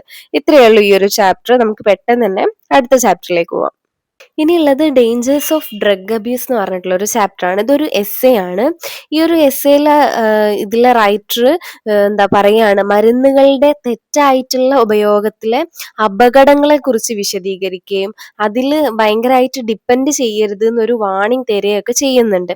ഇതിന്റെ സ്റ്റാർട്ടിങ്ങിൽ പറയുന്നുണ്ട്, രോഗം ചികിത്സിക്കാൻ വേണ്ടിയിട്ട് മരുന്നുകൾ ആവശ്യമാണ് എന്ന് അദ്ദേഹം പറയുന്നുണ്ട്. എന്നാൽ ഈ ഒരു സ്ട്രെസ് അതുപോലെ തന്നെ വിഷമങ്ങൾ, മാനസിക വിഷമങ്ങളൊക്കെ വന്നിക്കുകയാണെങ്കിൽ പെട്ടെന്ന് തന്നെ ആശ്വാസം കിട്ടാൻ വേണ്ടിയിട്ട് ആൾക്കാർ എന്ത് ചെയ്യും, പെട്ടെന്ന് തന്നെ മരുന്നുകൾ തെറ്റായി ഉപയോഗിക്കാൻ തുടങ്ങും. അതായത് പെട്ടെന്നുള്ള റിലീഫിന് വേണ്ടിയിട്ട് ഇങ്ങനത്തെ മരുന്നുകളൊക്കെ പെട്ടെന്ന് കുടിക്കുക, അതായത് ഡോക്ടർ പ്രിസ്ക്രൈബ് ചെയ്യുന്നതിന് മുന്നേ നമ്മൾ എടുത്ത് കുടിക്കുക. ഈ ഒരു ഡിപ്പെൻഡൻസി എന്താണ്, ആളുകളുടെ ക്ഷമ, അതുപോലെ തന്നെ സ്വയം നിയന്ത്രണം, പേഷ്യൻസ്, പിന്നെ അതുപോലെ ജീവിതത്തെ കാണുന്നത്, ഇതൊക്കെ എന്താണ്, ഈ ക്ഷമയും കാര്യങ്ങളൊക്കെ കുറയ്ക്കുകയാണ് ചെയ്യുന്നത്. അദ്ദേഹം പറയുന്ന മരുന്നുകളും അതുപോലെ തന്നെ എസൻഷ്യൽ ഡ്രഗ്സ്, അതായത് ലഹരി തരുന്ന മരുന്നുകൾ, ഇത് തമ്മിൽ എന്താണ് വ്യക്തമായിട്ടുള്ള വ്യത്യാസമുണ്ട്. അത് അയാൾ കൃത്യമായിട്ട് കാണിക്കുന്നുണ്ട്. ഈ ഒരു ഹിപ്പോക്രറ്റ്സ് പറഞ്ഞ പോലെ തന്നെ രോഗങ്ങൾ ചികിത്സിക്കാൻ മരുന്നുകൾ ആവശ്യമാണ്. എന്നാൽ ഈ ഒരു ലഹരി മരുന്നുകൾ എന്താണ്, യാതൊരു ആവശ്യവും ഇല്ലാതെ നമുക്കൊരു പ്ലഷർ കിട്ടാൻ വേണ്ടി മാത്രമായിട്ടാണ് ഇപ്പോഴത്തെ കാലത്ത് ഉപയോഗിക്കുന്നത്. ഇത് നമ്മളെ മസ്തിഷ്കത്തിൽ എന്താണ്, ആനന്ദ കേന്ദ്രങ്ങളെ ബാധിക്കുകയും അതുപോലെ തന്നെ സ്വാഭാവിക പ്രവർത്തനങ്ങളെ തകർക്കുകയും ചെയ്യുന്നുണ്ട്. അതായത് ഡ്രഗ്സ് നമ്മളുടെ ഈ ഒരു ബ്രെയിനിലെ പ്ലഷർ സെന്ററിനെ ബാധിക്കുകയും അതുമൂലം നമുക്ക് എന്താണ്, ഈ നാച്ചുറൽ ഫങ്ഷനിങ്ങിനൊക്കെ ഡിസ്റ്റർബ് സംഭവിക്കുകയും ചെയ്യുന്നുണ്ട്. ഇങ്ങനെ റിപ്പീറ്റഡ് ആയിട്ട് ഇത് ഉപയോഗിക്കുന്ന സമയത്ത് ഈ ഡ്രഗ് എന്താണ്, നമുക്കൊരു അഡിക്ഷൻ ആവുകയാണ് അല്ലെ. Drug addicts feel less satisfaction and develop A strong craving. അതായത് ഈ ഡ്രഗ്സിൽ നമ്മൾ റിപ്പീറ്റഡ് ആയിട്ട് ഉപയോഗിക്കുന്ന സമയത്ത് നമുക്ക് എല്ലാ കാര്യത്തിലും സാറ്റിസ്ഫാക്ഷൻ എന്ത് ചെയ്യും, കുറഞ്ഞു വരും. അതുപോലെ തന്നെ എല്ലാത്തിനും ഒരു ക്രേവിങ്സ്, വീണ്ടും വീണ്ടും ഇത് യൂസ് ചെയ്യാനുള്ള ഒരു ക്രേവിങ്സും ഡെവലപ്പ് ആയി വരും എന്നാണ് പറയുന്നത്. അങ്ങനെ ഇവഞ്ച്വലി ഈ ഡ്രഗ്സ് എന്താണ്, നമുക്ക് പ്ലഷർ തരാതെയാവും. നമുക്കിത് കുറയ്ക്കാനും പറ്റില്ല. പക്ഷെ എന്താണ്, ഈ ഒരു സാധനം ഉപയോഗിക്കാതിരുന്നാൽ വിഡ്രോവൽ സിംറ്റംസ് എന്ന് പറയും. അതായത് നമ്മൾ പെട്ടെന്ന് ഒരു സാധനം നിർത്തിക്കുകയാണെങ്കിൽ ഉണ്ടാവുന്ന ഒരു സിംറ്റം ആണ്, അതായത് വിഡ്രോവൽ സിംറ്റം എന്ന് പറയും. ഓക്കെ, ഈ ബ്രെയിനിന് ഈ ഒരു എന്താ പറയുക, ഈ ഒരു അബിലിറ്റി നഷ്ടാവും. അതായത് പുതിയ കാര്യങ്ങൾ എക്സ്പീരിയൻസ് ചെയ്യാനും നാച്ചുറലി ഹാപ്പിനെസ് കിട്ടുമല്ലോ നമുക്ക്, സാധാരണഗതിയിൽ മരുന്നൊന്നും ഇല്ലാതെ ഹാപ്പിനെസ് കിട്ടുന്ന, അങ്ങനെ ഹാപ്പിനെസ് കിട്ടാനുള്ള ഒരു അബിലിറ്റി നമ്മളെ ബ്രെയിനിന് നഷ്ടാവും എന്നാണ് പറയുന്നത്. ഈ ഒരു ഡ്രഗ് അബ്യൂസ് പിന്നെ അതുപോലെ തന്നെ സീരിയസ് ആയിട്ടുള്ള മെന്റൽ കണ്ടീഷനിലേക്കും അതുപോലെ തന്നെ ഫിസിക്കൽ പ്രോബ്ലത്തിലേക്കും ഒക്കെ ലീഡ് ചെയ്യുമെന്നും അദ്ദേഹം പറയുന്നുണ്ട്. ഈ അഡിക്ട്സിന് ഭയങ്കരമായിട്ട് ഡിപ്രസ്ഡ് ആയിട്ട് ഫീൽ ചെയ്യും, ഐസൊലേറ്റഡ് ആയിട്ട് ഒറ്റയായിട്ട് ഫീൽ ചെയ്യും, ഏകാന്തത ഫീൽ ചെയ്യും. അതുപോലെ തന്നെ ഈ ഒരു റിയാലിറ്റിയിൽ നിന്നുള്ള ആ ഒരു കണക്ഷൻ എന്ത് ചെയ്യും, അവർക്ക് ലോസ് ആവും എന്നാണ് പറയുന്നത്. അവർക്ക് എന്താണ്, ഉള്ളിൽ മരിച്ച പോലെ, ഡെഡ് ഇൻസൈഡ് എന്നുള്ള ആ ഒരു ഇമോഷൻ ആയിരിക്കും കൂടുതലും വരിക. ഓക്കെ, ഈ ഡ്രഗ്സ് യൂസ് ചെയ്യുന്നതുകൊണ്ട് പിന്നെ ഫിസിക്കലി വരുന്ന കാര്യം എന്ന് പറഞ്ഞാൽ ബുദ്ധിമുട്ടുകൾ, നമുക്ക് ഇൻഫെക്ഷൻ വരാം, അതുപോലെ liver damage, lung disease, even ജനിക്കാത്ത കുട്ടികൾക്ക് വരെ പ്രശ്നം ഉണ്ടാവാം. പിന്നെ അതുപോലെ ഷെയറിങ് നീഡിൽസ്, നമ്മളെ ഇഞ്ചക്ഷൻ ചെയ്യാനുള്ള ആ ഒരു നീഡിൽസ് ഒക്കെ ഷെയർ ചെയ്യുന്നതിലൂടെ ഡിസീസസ് സ്പ്രെഡ് ആവാനും അതുപോലെ ഇതിന്റെ എക്സസീവ് യൂസ് എന്താണ്, ഓവർഡോസ് ആവാനും മരിക്കാനും വരെ കാരണമാവും എന്നാണ് പറയുന്നത്. ഇതിലെ റൈറ്റർ പറയുന്നുണ്ട്, എക്സ്പ്ലെയിൻ ചെയ്യുന്നുണ്ട്, ഈ ഡ്രഗ്സ് നമ്മളെ എന്താ പറയാ, ബ്രെയിൻ കെമിക്കൽ ബാലൻസിങ്ങിൽ ഡിസ്റ്റർബ്സ് വരും, അതുപോലെ സെൽസ് ഡാമേജ് ആവും, അതുപോലെ ഫങ്ഷൻസ് ഒക്കെ വീക്കൻ ആവും. ഇത് എന്താണ്, ഇതിന്റെ എഫക്റ്റ് ഇങ്ങനെ ടെമ്പററി ആയിരിക്കാം, ചിലപ്പോൾ പെർമനന്റ് ആയിരിക്കാം. പക്ഷെ എന്താണ്, ബ്രെയിനിൽ ഡാമേജ് വരും എന്നുള്ളത് ഉറപ്പാണ്. അത് നമ്മൾ അത്ര പെട്ടെന്ന് കണ്ടുകൊള്ളണമെന്നില്ല, പക്ഷെ എന്താണ്, അത് വളരെ ഡേഞ്ചറസ് ആണെന്നാണ് പറയുന്നത്. ഇതിങ്ങനെ കൺക്ലൂഡ് ചെയ്തുകൊണ്ട് അദ്ദേഹം ഈ എസ്സേന്റെ ലാസ്റ്റിലേക്ക് പറയുന്നത് എന്താന്ന് വെച്ചാൽ, ഈ ഒരു ഡ്രഗ്സ് യൂസ് ചെയ്യരുത്, അതുപോലെ തന്നെ അത് നമുക്കൊരു സേഫ് പ്ലഷർ ഒന്നും പ്രൊവൈഡ് ചെയ്യുന്നില്ല എന്നുള്ളത് നമ്മൾ മനസ്സിലാക്കണം എന്നാണ് പറയുന്നത്. ഈ ഒരു ഡ്രഗ്സ് ഒക്കെ യൂസ് ചെയ്യുന്നതിന് പകരം എന്താ പറയാ, പ്ലഷർ കിട്ടുന്നതിന് പകരം നമ്മളെ ഹെൽത്ത് നശിപ്പിക്കുകയാണ് ഇത് ചെയ്യുന്നത്. അതുപോലെ തന്നെ മെന്റൽ കപ്പാസിറ്റി കുറയ്ക്കുകയും അതുപോലെ തന്നെ ഒരുപാട് പ്രശ്നങ്ങളാണ്, അങ്ങനെ അതൊരു മരണത്തിലേക്ക് വരെ എത്തിക്കുന്ന പ്രശ്നങ്ങളായിട്ടാണ് ഈ ഒരു ഡ്രഗ് അബ്യൂസ് കൊണ്ട് നമുക്ക് ഉണ്ടാവാൻ പോകുന്നത്. അതുകൊണ്ട് തന്നെ മനുഷ്യന്മാരെല്ലാവരും ഈ ഒരു ഡ്രഗ് അബ്യൂസും കാര്യങ്ങളും ഒക്കെ സ്റ്റോപ്പ് ചെയ്യണമെന്നും അതുപോലെ തന്നെ നാച്ചുറൽ വേസ് എടുക്കുക. അതായത് ലൈഫിലെ ചാലഞ്ചസ് എന്തായാലും വരും, അപ്പൊ അത് ഫേസ് ചെയ്യാനുള്ള റെമഡീസ് നോക്കുക എന്നല്ലാതെ ഇങ്ങനത്തെ ഡ്രഗ്സ് കാര്യങ്ങൾ യൂസ് ചെയ്യരുത് എന്നാണ് ഈ ഒരു ചാപ്റ്ററിന്റെ ലാസ്റ്റിൽ പറഞ്ഞു വെക്കുന്നത്. ഇത്ര ഒരു കുഞ്ഞു എസ്സേ ആണിത്. ഇനി നമുക്ക് നെക്സ്റ്റ് ചാപ്റ്ററിലേക്ക് പോവാം. Post early for Christmas. ഇതൊരു പ്ലേ ആണ്. ഈ ഒരു പ്ലേ സിമ്പിളായിട്ട് ഒരു തമാശ നിറഞ്ഞിട്ടുള്ള ഒരു പ്ലേ ആണ്. അപ്പോൾ ഇതിന്റെ സെറ്റിങ്സ് നോക്കാം. അതായത് ഈ നാടകത്തിന്റെ പശ്ചാത്തലം എന്ന് പറയുന്നത് ക്രിസ്മസ് സമയത്ത് തിരക്കേറിയിട്ടുള്ള ഒരു പോസ്റ്റ് ഓഫീസ് ആണ്. ആളുകൾ സമ്മാനങ്ങളും കത്തുകളും ഒക്കെ അയക്കാനും ഇതാക്കാനും ഉള്ള തിരക്കിലാണ് അവിടെ ഉള്ളത്. അസിസ്റ്റന്റ് അവിടെ തന്റെ ജോലി എത്ര തിരക്കുള്ളതാണെന്നും വരുന്ന കസ്റ്റമേഴ്സ് എത്ര സ്ട്രേഞ്ച് ആണ്, ഡിഫറെന്റ് ആണെന്നൊക്കെ വിശദീകരിച്ചോട്ടാണ് ഈ ഒരു പ്ലേ സ്റ്റാർട്ട് ചെയ്യുന്നത്. ഫസ്റ്റ് തന്നെ മിസ്സിസ് സ്മിത്ത്, അദ്ദേഹം എന്താണ് നേരത്തെ എത്തി ഭയങ്കര പൊളൈറ്റ് ആയിട്ട് പെരുമാറി തന്റെ പാഴ്സലുകളൊക്കെ സമയത്ത് അയക്കാണ്. അവരൊരു ഐഡിയൽ കസ്റ്റമർ ആണ്.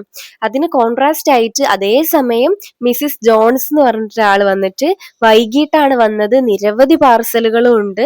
എന്നിട്ട് അസിസ്റ്റന്റിനോട് ഭയങ്കര ദേഷ്യത്തിലൊക്കെ റൂഡായിട്ടൊക്കെയാണ് പെരുമാറുന്നത്. പെട്ടെന്ന് അയക്കണം, ഇതിന് പ്രശ്നമൊന്നും പറ്റാൻ പറ്റില്ല എന്ന് പറഞ്ഞിട്ട് അങ്ങനെ.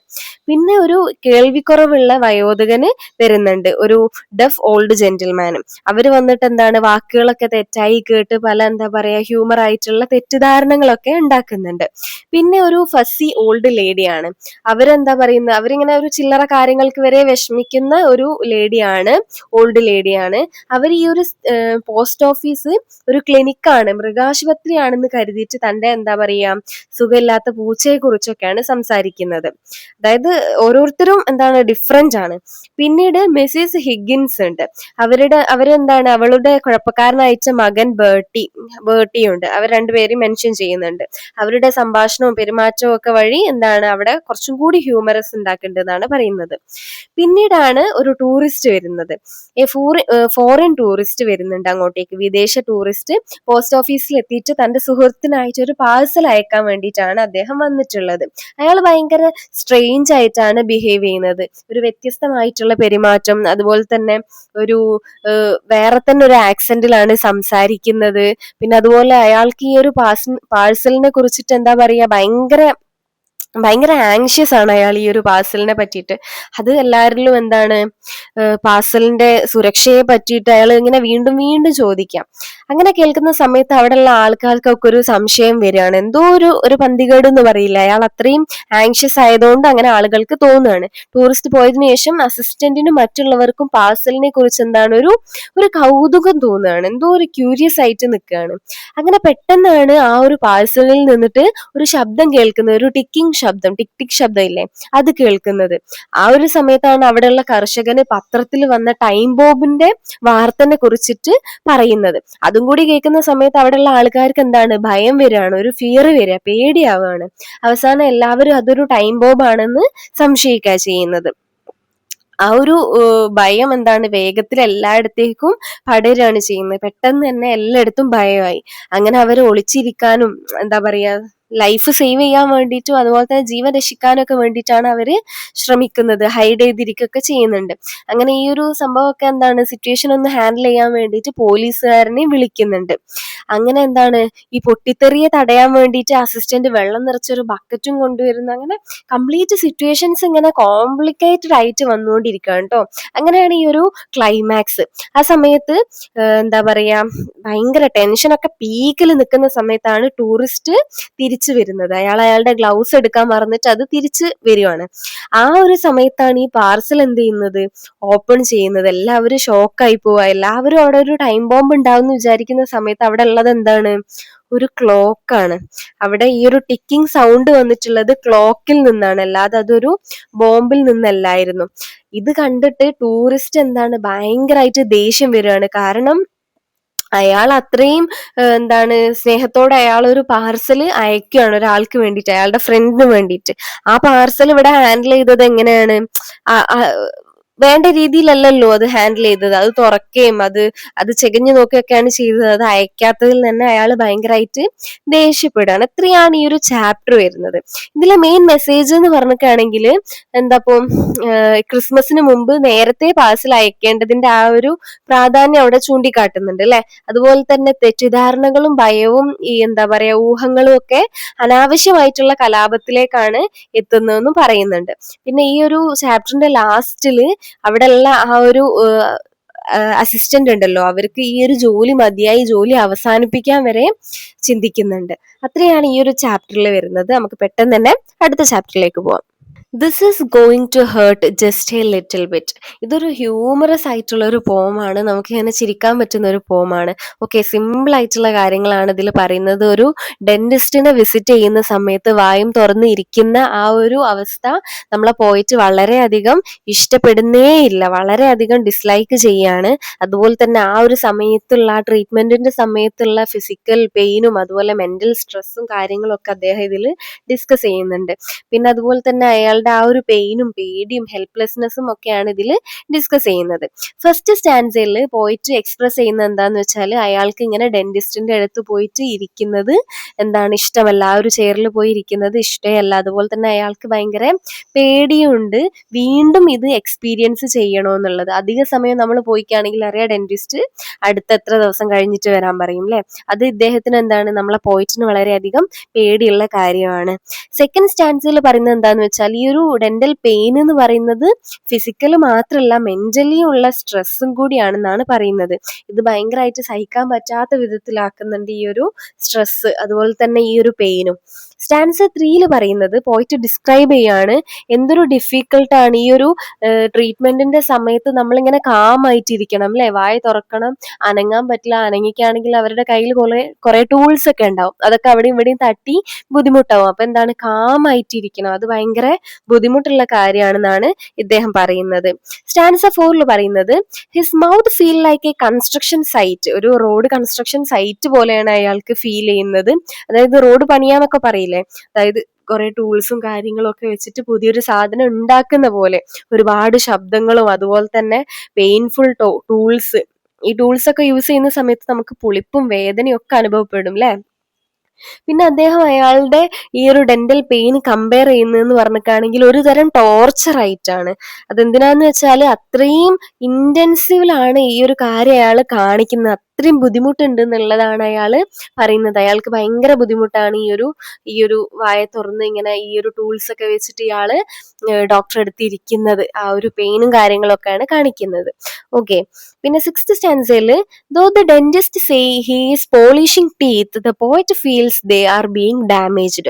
അതായത് ഡെന്റിസ്റ്റ് പറയാണ് ഞാൻ ഈ പല്ലുകളൊക്കെ പോളിഷ് ചെയ്യാണ്, നല്ലതാക്കുകയാണെന്നാണ് പറയുന്നത്. പക്ഷെ ഈ പോയിറ്റിന് ഫീൽ ചെയ്യുന്നത് എന്താണ്, അത് എന്താണ് ഡാമേജ് ചെയ്തുകൊണ്ടിരിക്കുന്ന പോലെയാണ് തോന്നുന്നത്. അതായത് ഇങ്ങനെ പോളിഷ് ചെയ്യാന്ന് പറഞ്ഞാൽ അതിമേൽ വീണ്ടും വീണ്ടും പണിയെടുക്കല്ലേ, അപ്പൊ ഇങ്ങനെ എന്താണ് ഡാമേജ് ചെയ്യുന്ന പോലെയാണ് ഇയാൾക്ക് ഫീൽ ചെയ്യുന്നത്.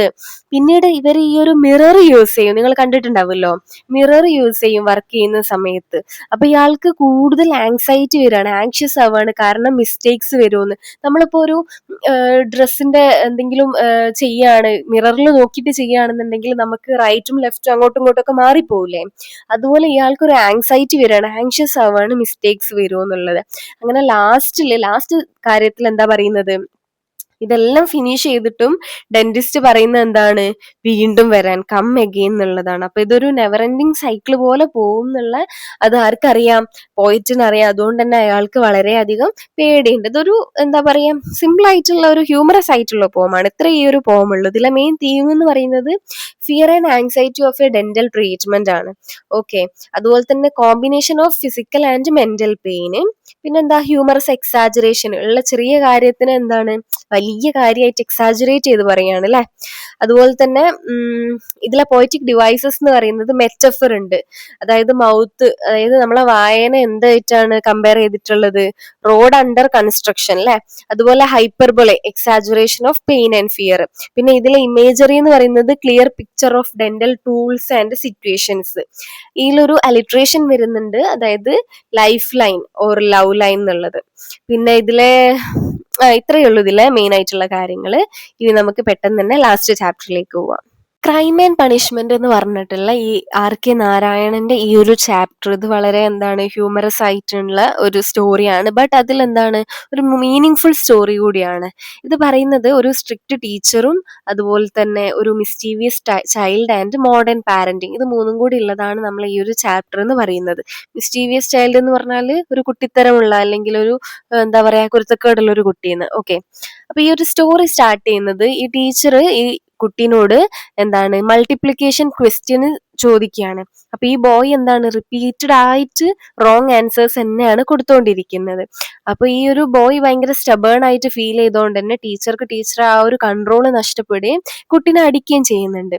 അങ്ങനെ പെട്ടെന്ന് തന്നെ അദ്ദേഹത്തിന് എന്താണ് ടീച്ചറിന് അയാൾ ചെയ്തതിനോട് ഒരു എന്താ പറയാ പേടിയും അതുപോലെ തന്നെ വേണ്ടിയില്ലായിരുന്നു എന്നുള്ള ആ ഒരു തോട്ടും വരികയാണ്.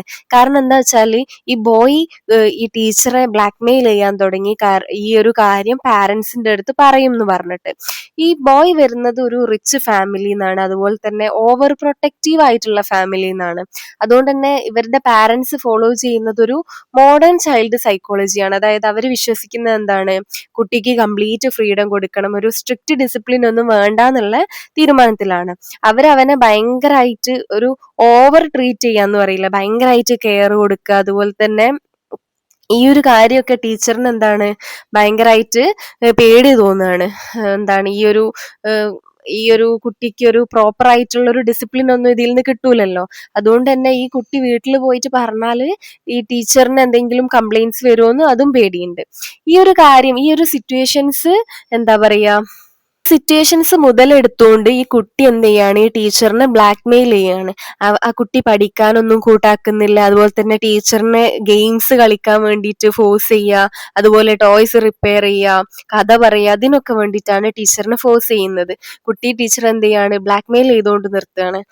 ഈ ടീച്ചർ എപ്പോഴെങ്കിലും ഇല്ല പറ്റില്ല എന്ന് പറയുന്ന സമയത്ത് ഈ കുട്ടി എന്ത് പേടിപ്പിക്കുകയാണ്, ഞാൻ എൻ്റെ പാരന്റ്സിന്റെ അടുത്ത് എന്നെ അടിച്ച കാര്യം പറഞ്ഞു കൊടുക്കുന്നു പറഞ്ഞ് പേടിപ്പിക്കുകയാണ്. അങ്ങനെ ടീച്ചർക്ക് എന്താണ് ഒരു ഹെൽപ്ലെസ് ആയിട്ട് ഫീൽ ചെയ്യാണ്. അതുപോലെ തന്നെ ഭയങ്കരമായിട്ട് എക്സോസ്റ്റഡ് ആവാണ്. ഈ ഒരു കുട്ടി ഇങ്ങനെ ഡോമിനേറ്റ് ചെയ്തുകൊണ്ടിരിക്കുകയല്ലേ കംപ്ലീറ്റ്. അതായത് ടീച്ചർക്ക് അവിടെ ഒരു വാല്യൂ ഇല്ലാത്ത പോലെയാണ് അല്ലെ. അപ്പൊ ഈ ഒരു സിറ്റുവേഷനിൽ കുറച്ചുകൂടി വേഴ്സ് ആയത് എപ്പോഴാന്ന് വെച്ചാൽ ഈ കുട്ടി ഈ ഒരു ഗാർഡന് ചുറ്റും ഈ ടീച്ചർ എന്താണ് ഓടിപ്പിക്കുന്നുണ്ട് കളിക്കാൻ വേണ്ടിയിട്ട്. അപ്പോൾ ടീച്ചർക്ക് കുറച്ചും കൂടി ഫീൽ ആവാണ്, ഒരു സെർവന്റിനെ പോലെ ഫീൽ ചെയ്തു. അങ്ങനെ ഫൈനലി അവന്റെ പാരന്റ്സ് വരുന്ന സമയത്ത് ടീച്ചർ ഡിസൈഡ് ചെയ്യാണ് എല്ലാ കാര്യങ്ങളും തുറന്നു പറയാം, ടീച്ചർക്ക് പറ്റിയ മിസ്റ്റേക്കും അവന്റെ കാര്യങ്ങളും എല്ലാം എന്താണ് തുറന്നു പറഞ്ഞിട്ട് എന്തെങ്കിലും പണിഷ്മെന്റ് തരുവാണെങ്കിൽ അത് അക്സെപ്റ്റ് ചെയ്യാന്ന് അവർ വിചാരിക്കുകയാണ്. പക്ഷെ എന്താണ് ഈ കുട്ടിയുടെ ആ ഒരു പേടിയും അതുപോലെ തന്നെ ഹെൽപ്ലെസ് ആയിട്ടുള്ള എക്സ്പ്രഷനും ഒക്കെ കാണുമ്പോൾ അവരെന്താണ് അവരുടെ മൈൻഡ് ചേഞ്ച് ചെയ്തിട്ട് കുട്ടീനെ രക്ഷിക്കുകയാണ് ചെയ്യുന്നത്, കുട്ടീനെ പ്രൊട്ടക്ട് ചെയ്യാണ് ചെയ്യുന്നത്. അങ്ങനെ ടീച്ചർ പറയുന്നുണ്ട് പാരന്റ്സിന്റെ അടുത്ത് ഇപ്പൊ എല്ലാം fine, everything is fine, and ആ ഒരു ബോയ് എന്താണ് ഇനിയുള്ളതിലൊക്കെ നന്നായിട്ട് ശ്രദ്ധിച്ചോളൂ എന്ന് പറയാണ്. ആ ഒരു ചാപ്റ്റർ എൻഡിലേക്ക് വരുന്ന സമയത്ത് ടീച്ചർക്കും കുട്ടിക്കും രണ്ടാൾക്കും സൈലന്റ്ലി മനസ്സിലാവാണ് രണ്ടുപേരെയും മനസ്സിലാക്കുകയാണ്. ഈ ഒരു story humorously shows the effect of lack of discipline in children. അതായത് കുട്ടികളിലെ ഡിസിപ്ലിൻ ഇല്ലായ്മയും അതുപോലെ തന്നെ ഇത് ഹൈലൈറ്റ് ചെയ്യുന്നതെന്ന് പറഞ്ഞാൽ balance between love and control in upbringing. അതായത് ഒരു കുട്ടി വലുതാവുന്ന സമയത്ത് കംപ്ലീറ്റ് ഫ്രീഡം കൊടുക്കാതെ ഒരു ബാലൻസ്, ലവിലും കൺട്രോളിലും ബാലൻസ് വേണം എന്നാണ് പറയുന്നത്. ഇത്രയേ ഉള്ളൂ ഈ ഒരു ചാപ്റ്റർ. ഇതോടുകൂടി നമ്മളെ +2 കംപ്ലീറ്റ് ചാപ്റ്റേഴ്സ് നമ്മൾ ഡിസ്കസ് ചെയ്ത് കഴിഞ്ഞിട്ടുണ്ട്. ഇനി എന്തെങ്കിലും ഡൗട്ട്സ് ഉണ്ടെങ്കിൽ നിങ്ങൾക്ക് കമന്റ്സിൽ ചോദിക്കാം. ക്ലാസ് ഇഷ്ടമായോ ഇല്ലേ എന്നുള്ളതൊക്കെ കമന്റ്സിൽ അറിയിക്കാം. അപ്പം എക്സാമിന് ഓൾ ദി ബെസ്റ്റ്.